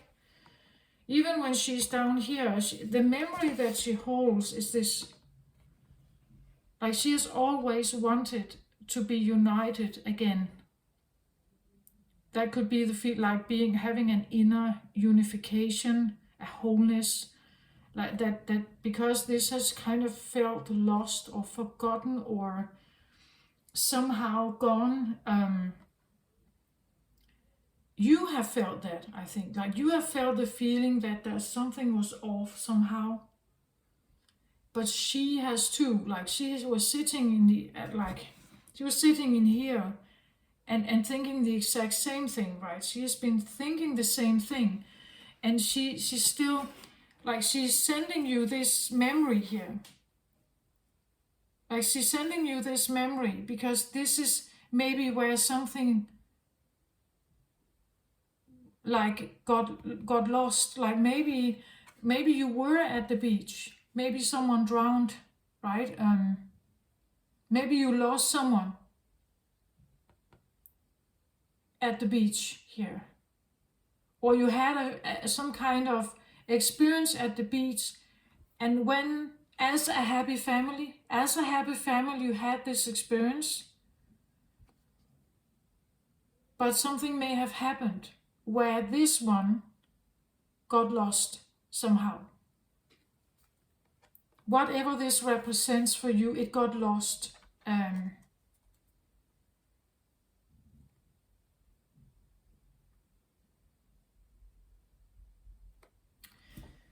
Well, there's something about like the picture perfect happy family here is what doesn't fit in here is like the clumsy, dirty child. Like the child that, you know, that the child that cannot fit into this picture is the clumsy, dirty one, who's not good enough. Or as I said in the beginning, something about maybe disabled or something. If something happened during birth here, maybe they didn't turn out quite as they should, or something was off with them, or they died like really prematurely or something. Like, you know, like they, or you had to repress it, that a part of you, you denied it or you repressed it somehow because it was not. It's as I said, she is like a mermaid, right? So half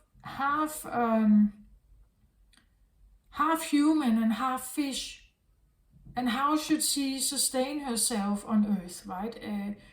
If she looked like that, how should she like, and how should she fit into this?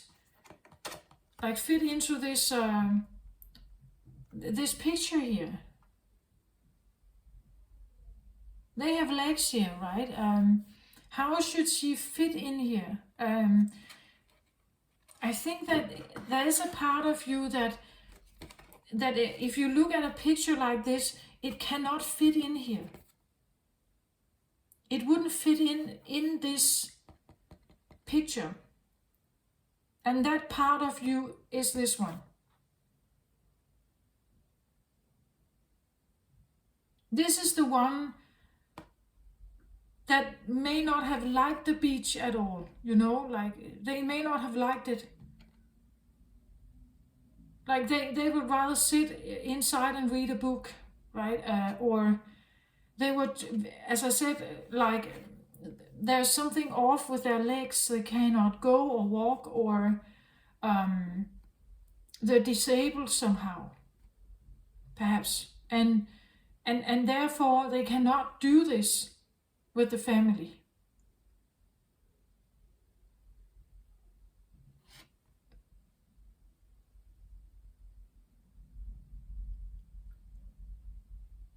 But she's saying here, I have arrived, I come forward anyway, right? It could be that you have really tried very hard to find this, like to find this part of yourself.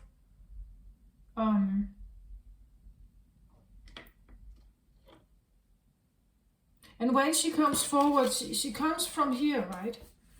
like she has been put in like a, this is where she has been residing.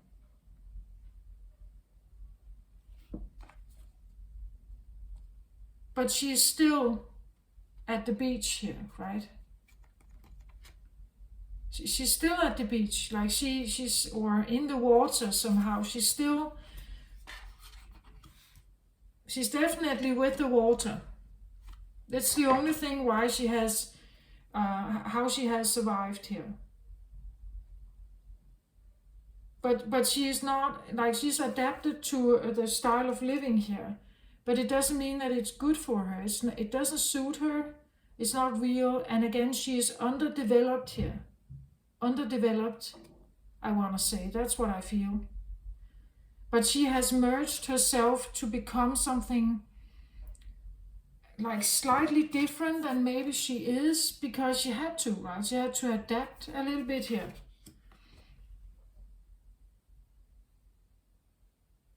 And she definitely does not fit into this picture. She would like to, I think. She would like to be one of those who can hold the hand here and walk in the white clothes here. But she's not like that, right? She doesn't fit this happy, active family thing here.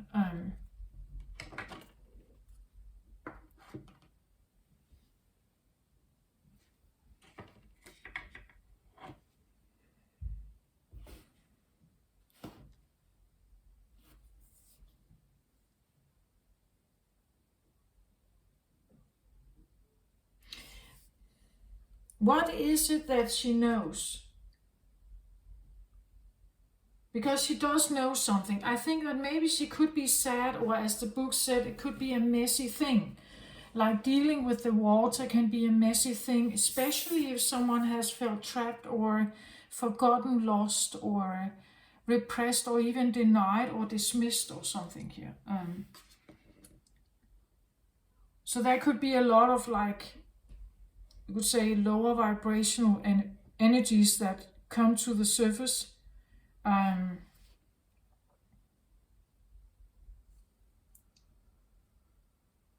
That you need to go through or listen to or understand.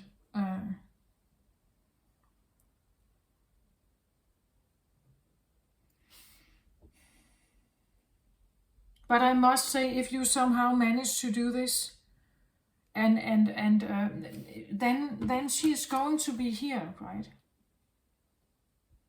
Then you have healed her or him, like you have healed this energy. It says the end of a difficult situation. So this is like the outcome, right? You may be in this mess now, like you may be in this like a tumultuous mess of something, but that's the end of it here. That's the dream. That's this wildest dream of yours is that you can somehow heal this one. That this can become intact, right? That your upper, you could say, this is crown chakra, purple, on top of your head, right? That the upper part of you can actually be light and like glittery and fun and warm and warm-hearted and everything, right? That it can become like that. That you can somehow manage to, I don't know, heal her or get her to feel better. Because she's a part of you, right? And you want her to feel good. It influences you if she is unhappy. So again, it can be an inner thing in you manifested in an outside child, like your own child, another child, a part of your family, a nephew or something, or niece or something like that, right? That it manifests in something outside you, and because it's deviating from, the plan. Yeah, this one is definitely deviating from this plan, right? This one is a deviation from the plan. If this was the plan, right?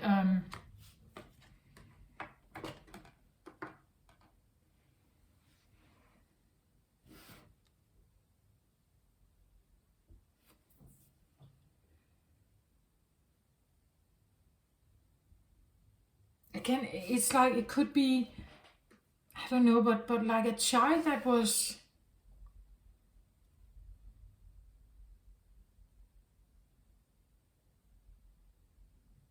let's say it is a child that has been put in a like an assisted residence, a nursing home or something. Like they have been put somewhere away, you know, like from, and because it's lower world, it's like a secret, like they have been put aside, like they're not existing. Maybe the story is that they were lost, that they died or something, but maybe they are alive, and they have always been alive, but kind of, you know, like they have been put in like aside. And if this is one of your own disabilities, or you know, like one of your weaknesses, like she could represent weaknesses here. It's something that we normally won't talk about, like maybe we don't like talking about it. It makes them uncomfortable. And that's why we have put her here, right? That she has resided inside you somewhere. But it couldn't come forward because it would mess up this, right? It would mess up this happy family picture, right? Your parents would be disappointed. You would like not be the child they were hoping for.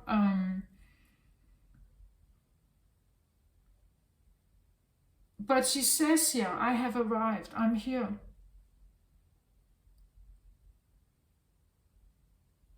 And it can be messy, right? Like a messy child, I said clumsy, dirty, messy.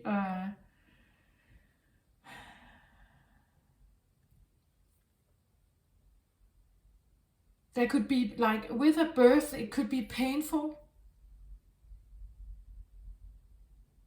Like if you see a child really struggling, right? It could be really painful to be that parent, right? To look at them and see, wow, how they are going to cope in this world, right? I don't even know where to begin here.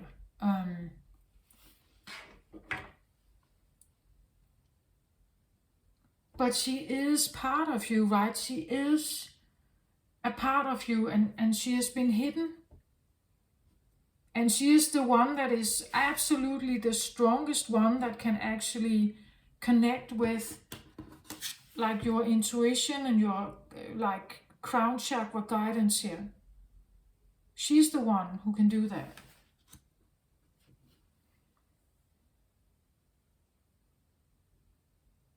But she's not fitting into the happy family. Like the happy family card for me can be a bit like the what's that called? The Hierophant card, right? That the Hierophant it represents institution. It represents the perfect picture of how to live your life. Like if you just stick to the Bible, right, then you will have this amazing life, and you will have these great kids, and everything will turn out just jolly here.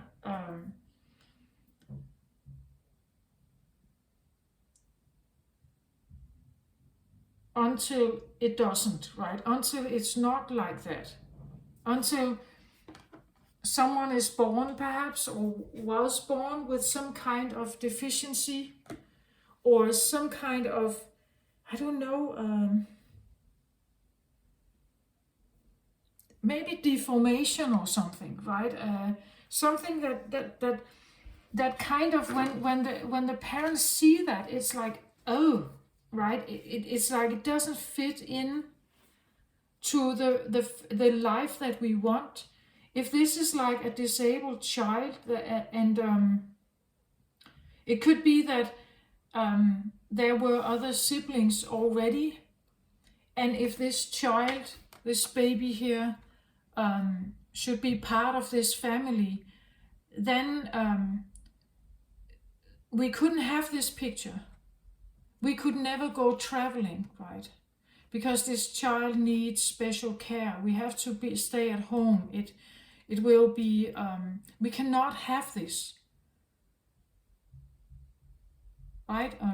This is the child that was left behind when the rest of the family went on vacation, right? Because the child needed some kind of special care, was disabled, like maybe has all kinds of allergies, or like couldn't.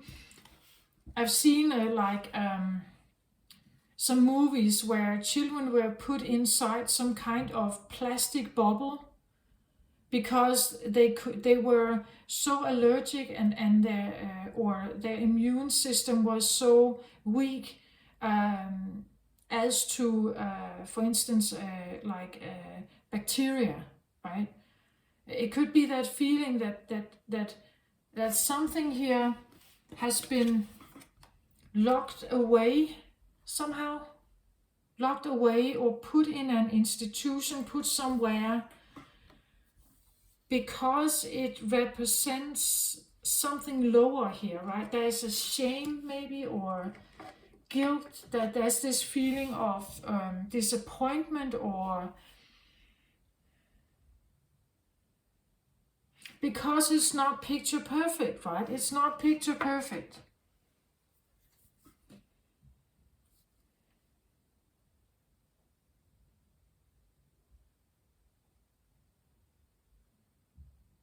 And maybe that's not even real, but she feels like that. She feels that she was a problem somehow.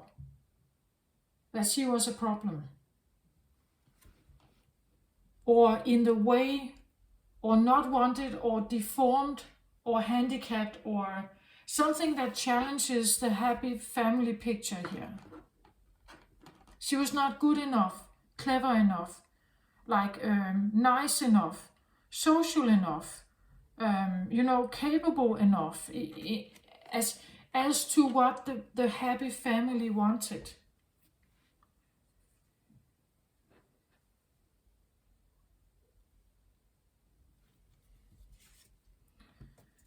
Then I wanted a card on the star here, and then I get the Emperor here. So this is like magnificent, strong yang energy here. The Emperor is like the, and combined with the star card, it's like you are, when she comes forward, no matter how messy she is, you should listen to her. You should do the work to become her friend, to figure out who she is, what she is, what she knows. Let her breathe, let her have fresh air, let her play, where she feels fit. Because she has enormous power here. Enormous. Emperor energy is like the biggest yang energy of the tarot, right? This is a king of kings. An emperor rules kingdoms. Being an emperor is extremely difficult, because you have to be a good, it depends on what kind of emperor you are, of course, but divided by the cosmic realm here.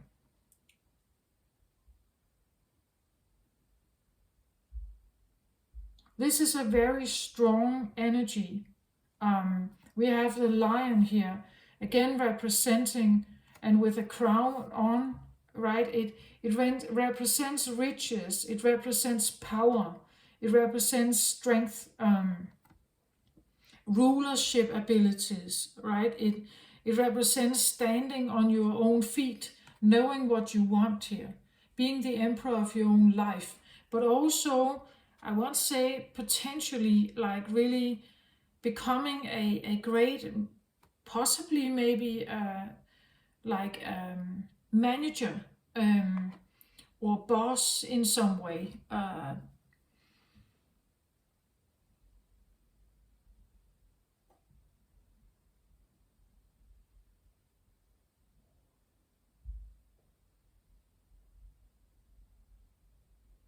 I talked of this card as a her, but it could be a he, a him, like a boy here, a boy, a young boy, or a young masculine energy here. It could definitely be a masculine energy. And I think that you should listen, like you should really listen to it, because the potential of this one is huge here, like enormous. Whatever it is that they know something, right? They do know something. But again, the birth could be like really messy and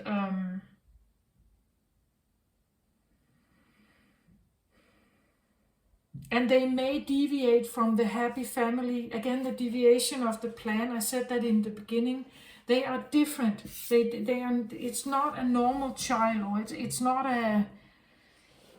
They don't go by the same rules. They are different. They insist on things, or again, there could be something about the way they speak, or that they are not speaking at all. The way they think is different, right? It gives them. They have an advantage. There is an advantage to them. But you have to know that it's because they are linked to something here. Like they get information from like a star here, and the star is always extremely guided by the cosmic realm, by some kind of very strong, we say angelic force.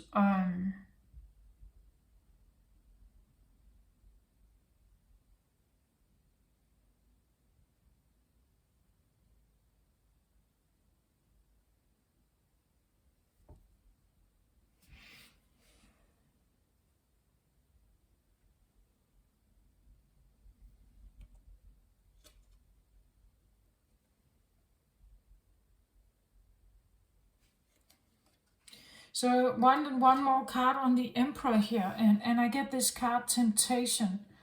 It says temptation, but what I actually get is more like the image. The image is like it's sleeping here, right? Like it has this enormous potential here. It's an apple, right? A juicy, abundant, fertile, sweet apple. And then this one lies on top of it, right? It's like it's dormant. Like the Emperor it's right there, but it's dormant, right? It hasn't woken up yet. There's riches to be gained here, right? Economic freedom, big abundance, big like opportunities here. Big potential, you would say. Big potential. But it's like it's dormant, it's sleeping, or it hasn't woken up yet. But it could also be that this is a different way of being an emperor, right? It's a different way of like getting to your emperor result. That this one is not like, working hard physically. They are using their yin approach, as I said here with the dark energy and the water. They use the yin element to get to a position of potential power here with money, and like I see this a bit like food storage, right? That there's this enormous, abundant refrigerator, right? Always there. That with the right sweet ripe apple for you to just indulge in. So it seems a little bit like someone, you would say, sleeping their way to the top. They have a different way of, like, as somehow to find a way to the top of something. The emperor could be, like I said, a king of kings, but it could be that he owns his own business, that he goes solo, that he wants to just like be the leader, like the big leader himself. But the point is the way he does it, like the way is different. It's, I feel like, more through a yin element, a yin way, a yin approach to something. And that yin approach is not the normal way, right? The normal way is that you work hard to get to your goals, right? You invest, you are active, you read, you write, you do all this stuff, you take your exam, if you are a handyman, you work with your hands and you build and do stuff, and that's the way to get to the to the good life, you could say. But I think this one is different. Like their approach to something is different.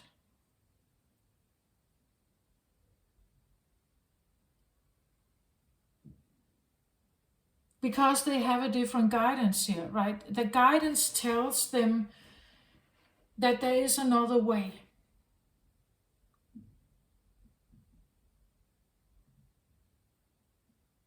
And that way is also a way, you could say, to maybe have more of this, like to have more leisure time perhaps, or more time where we can be together, right? Whereas when people have us in this hamster wheel, the family split up, right? Mom and dad go to work, the children go to school or kindergarten or something, so they are split out for some hours and then they come together again, and then they are split out and come together again.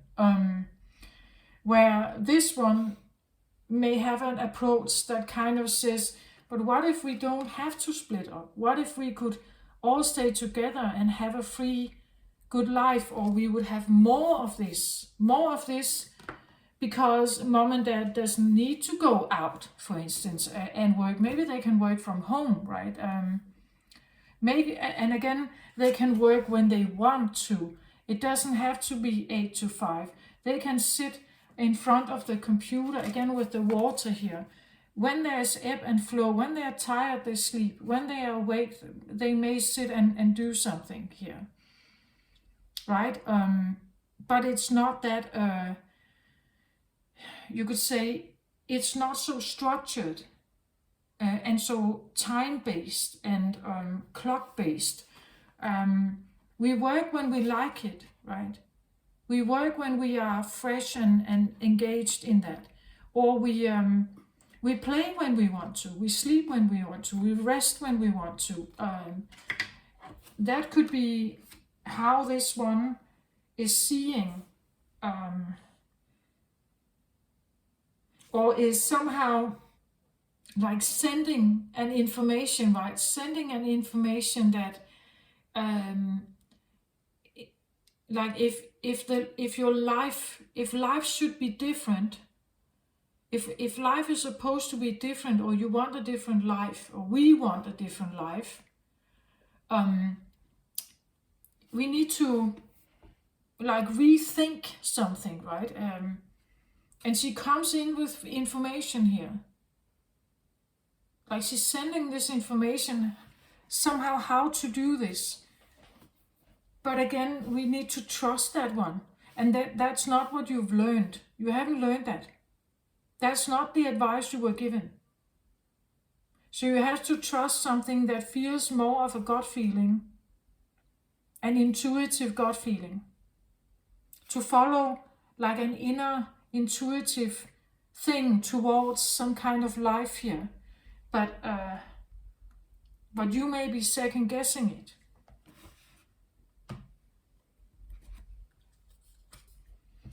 So the lower world here, I get the wheel. Well, the wheel can turn either in your favor or against you, you could say. When the lower world is here, I would say it seems like it has been working against you, right? It's not necessarily the best. Well, this tarot deck always comes with like beautiful and uplifting messages, but combined with the lower world, I would say there has probably been some issues here. The wheel can be a new beginning. It can be a new beginning. And I think when it's like she's arriving, so I would say that could be like a breakthrough or some kind of realization that is coming through here. It says end of delays, a change in direction that offers happiness. That I think though is true. That I think is true, but it has not been like that all times. It has been when she was still in the mist, when she was still kind of invisible or dissolved in water. This is where you feel she was lost, right? Your mermaid here. It's like she was dissolved in the water. Interesting, dissolved.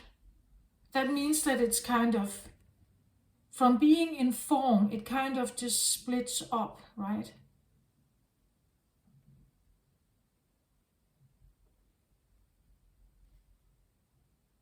It splits up like tiny molecules in the water.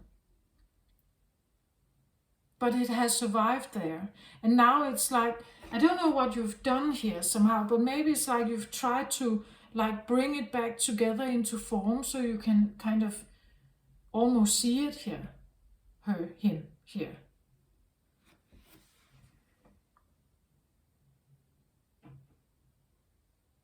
But as long as it has been, like dissolved in water, it was just tiny particles flowing here. It was too difficult to get a grasp. Yeah, you could see like, I don't know if you can see the bubbles that are like all around this this water bubble here. A bigger bubble and then there are smaller bubbles. It's like as long as like the bubbles were like somehow split up,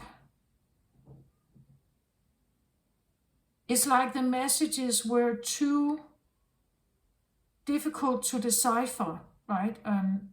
Or the message was not that strong, the signal was not very strong.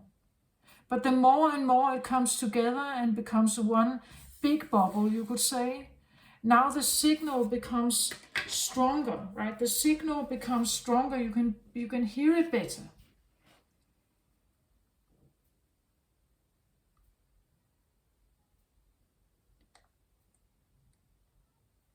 And that even goes with like a child, right? When a child is just conceived, it's like really, really, really tiny, right? You can almost see it. It can't even be detected in a urine sample, right? It takes some weeks, and then you can actually see it on a pregnancy test, and then from that point on, the cells become like they divide again and divide again and divide again, and eventually the child, the embryo becomes bigger and bigger and bigger and bigger and bigger and bigger, and the bigger it becomes, the louder it becomes, right? Meaning that the more the tummy is growing, now everyone can see. They will say something, oh, you're pregnant, how beautiful, or whatever, right? When you have, like when you become pregnant and well, you actually don't know that you're pregnant yet, right? Your tummy is flat, nobody knows. Then it's not very loud or big, you could say. It has no manifestation, right? It's still invisible somehow, under everything. but the more and more it like the cell divides and everything grows and grows and grows, it kind of becomes more and more manifested, more and more visible, more and more form, more and more dense, and eventually you will birth a child and you will have the little child in your hands as this manifestation. Right? It's not in water anymore, dissolved. Now it's actually quite here in front of you, right? That's what I feel like. As long as it has been like dissolved in water, it's like hearing underwater. You couldn't hear the signal, right? It's like it was difficult to detect the message somehow. But it feels a little bit like now the baby has become big enough, right? Now we can actually hear it. Now it's born. Now we can see him or her, right? Now we can hear the message more clearly. And it's a message that says, well, your wheel has been spinning in one direction. And because you couldn't hear my message, it may not have been the best, right? Now there is an opportunity for a new beginning, where we are going to end these delays. We will shift this, right? We will change direction, and it offers happiness. So again, a deviation of the plan. But the reason why you are doing this is because actually you can hear them now. You can feel them and you can hear it. Right? Or you just know it, like a clear cognizant understanding. I said something in the beginning about like an epiphany. It's like suddenly it's like, wow, now I understand. Now I hear them, right? Now I see. And when you understand that, it's like it opens an entirely new door. It gives you a direction to change your ways, like to do something else. And again, it may be a mess, right? It may be like, it may be a mess. Like maybe it literally changes this, right? It changes this whole story about the happy family and everything. It may be a mess. It may be that you say stuff and you do stuff. You change your ways. You walk away from something that you have started without finishing it, and so you're deviating from that plan. But it turns out to be the best plan ever. You just have to trust it and be able to like focus on that, trust it, and then go towards it. Again, I said something about Capricorn and Aquarius, and Capricorn does that. Capricorn, they see a goal and then they kind of want to go towards it, right? And typically something that has to do with money here. Standing on the top of something, climbing the top of the mountain and finding the gold treasure box here. So like an economic win, a materialistic kind of manifestation. But here I think it's more like, actually it's more. But because it feels like it's a life that is much freer. Like there is no need to struggle. There is no need to work 90 hours, right, a week. There is no need to do that. Actually, it's more like ebb and flow. Like just take it as it comes, right? Just relax, just chill, right? Just don't overdo it. Don't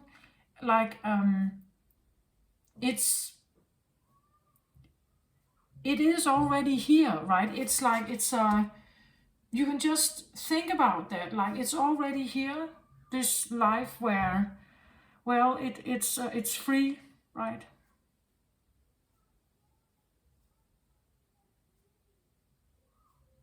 It's a different family life that you could have if you follow this approach. But there could be others like living with you or around you who doesn't understand. Like they don't understand what it is that you're doing by trusting this one. Because it seems so different and not trustworthy in their eyes, right? That's what I have here for you.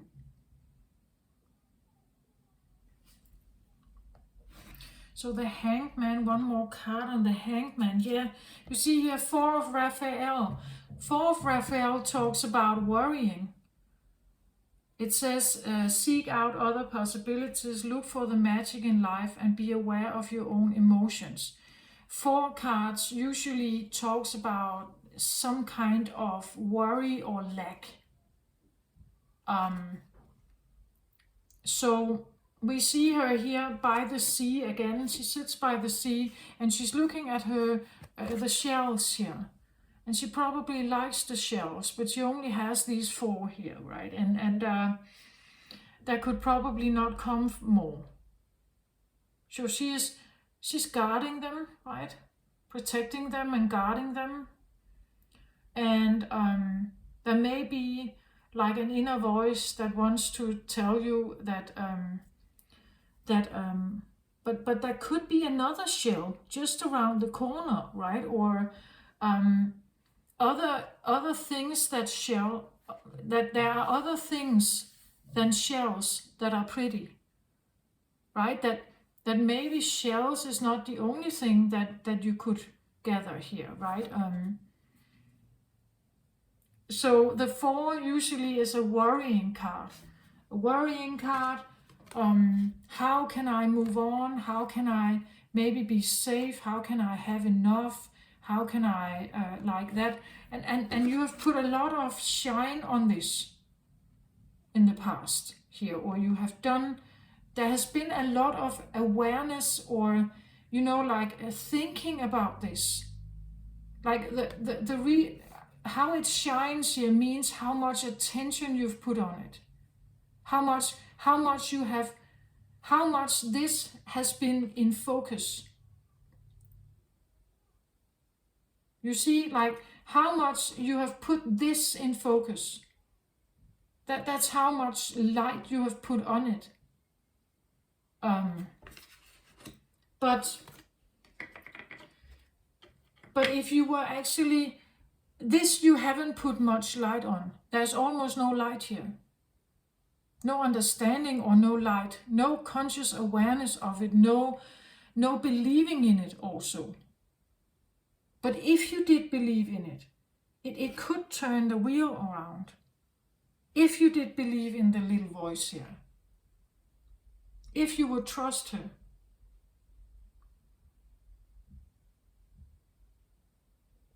It could turn the wheel around, right? It could, but it's because all your awareness has been here and linked to this here.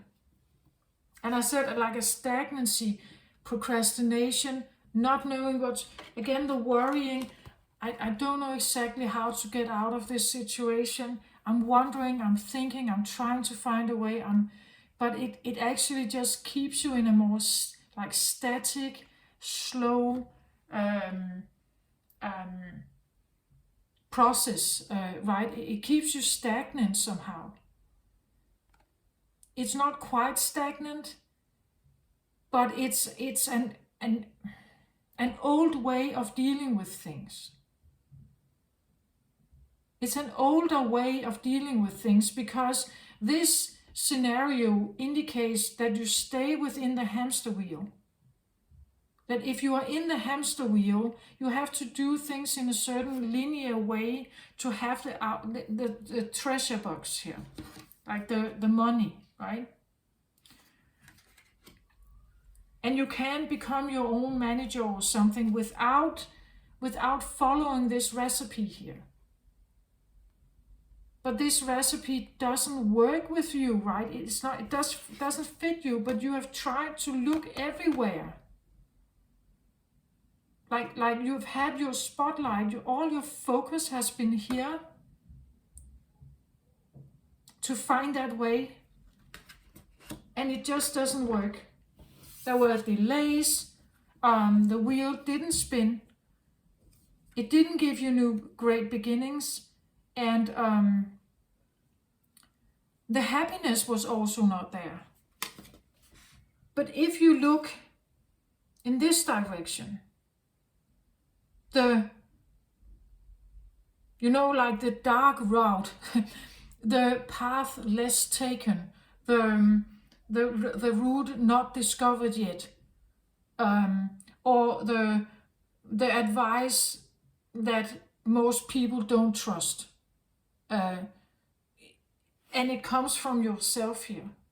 It could come from a child, but I want to say otherwise yourself. That could be a way forward here to make the changes. So maybe you should take some of your focus from here and put it up here a little bit. It's like she is here. She's available.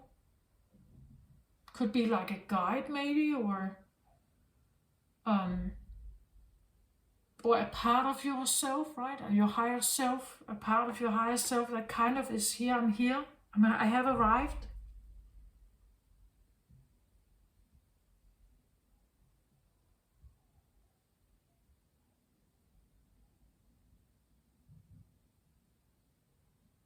And I can teach you, right? I can tell you and teach you if you are listening to me, right? If you will listen to me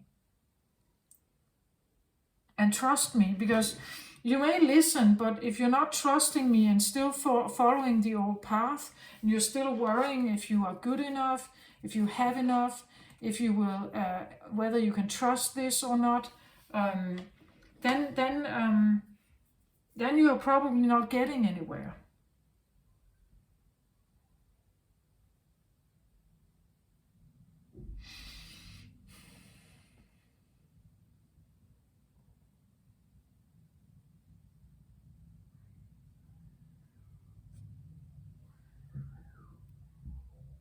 Yeah.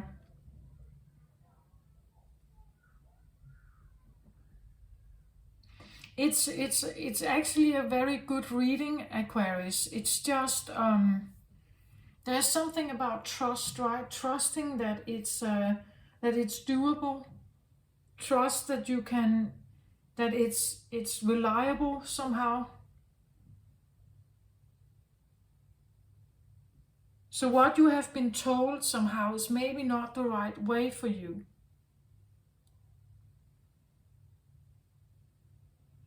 And I got that very strong in the beginning as well. It's like it's not doesn't fit you.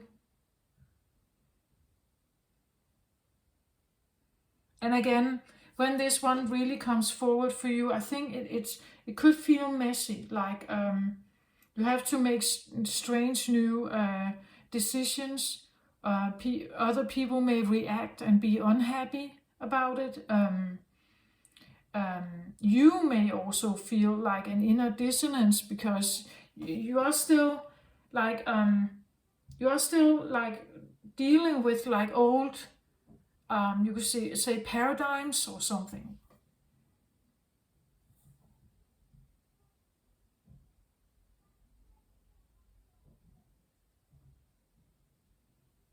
Yeah, that's what I have.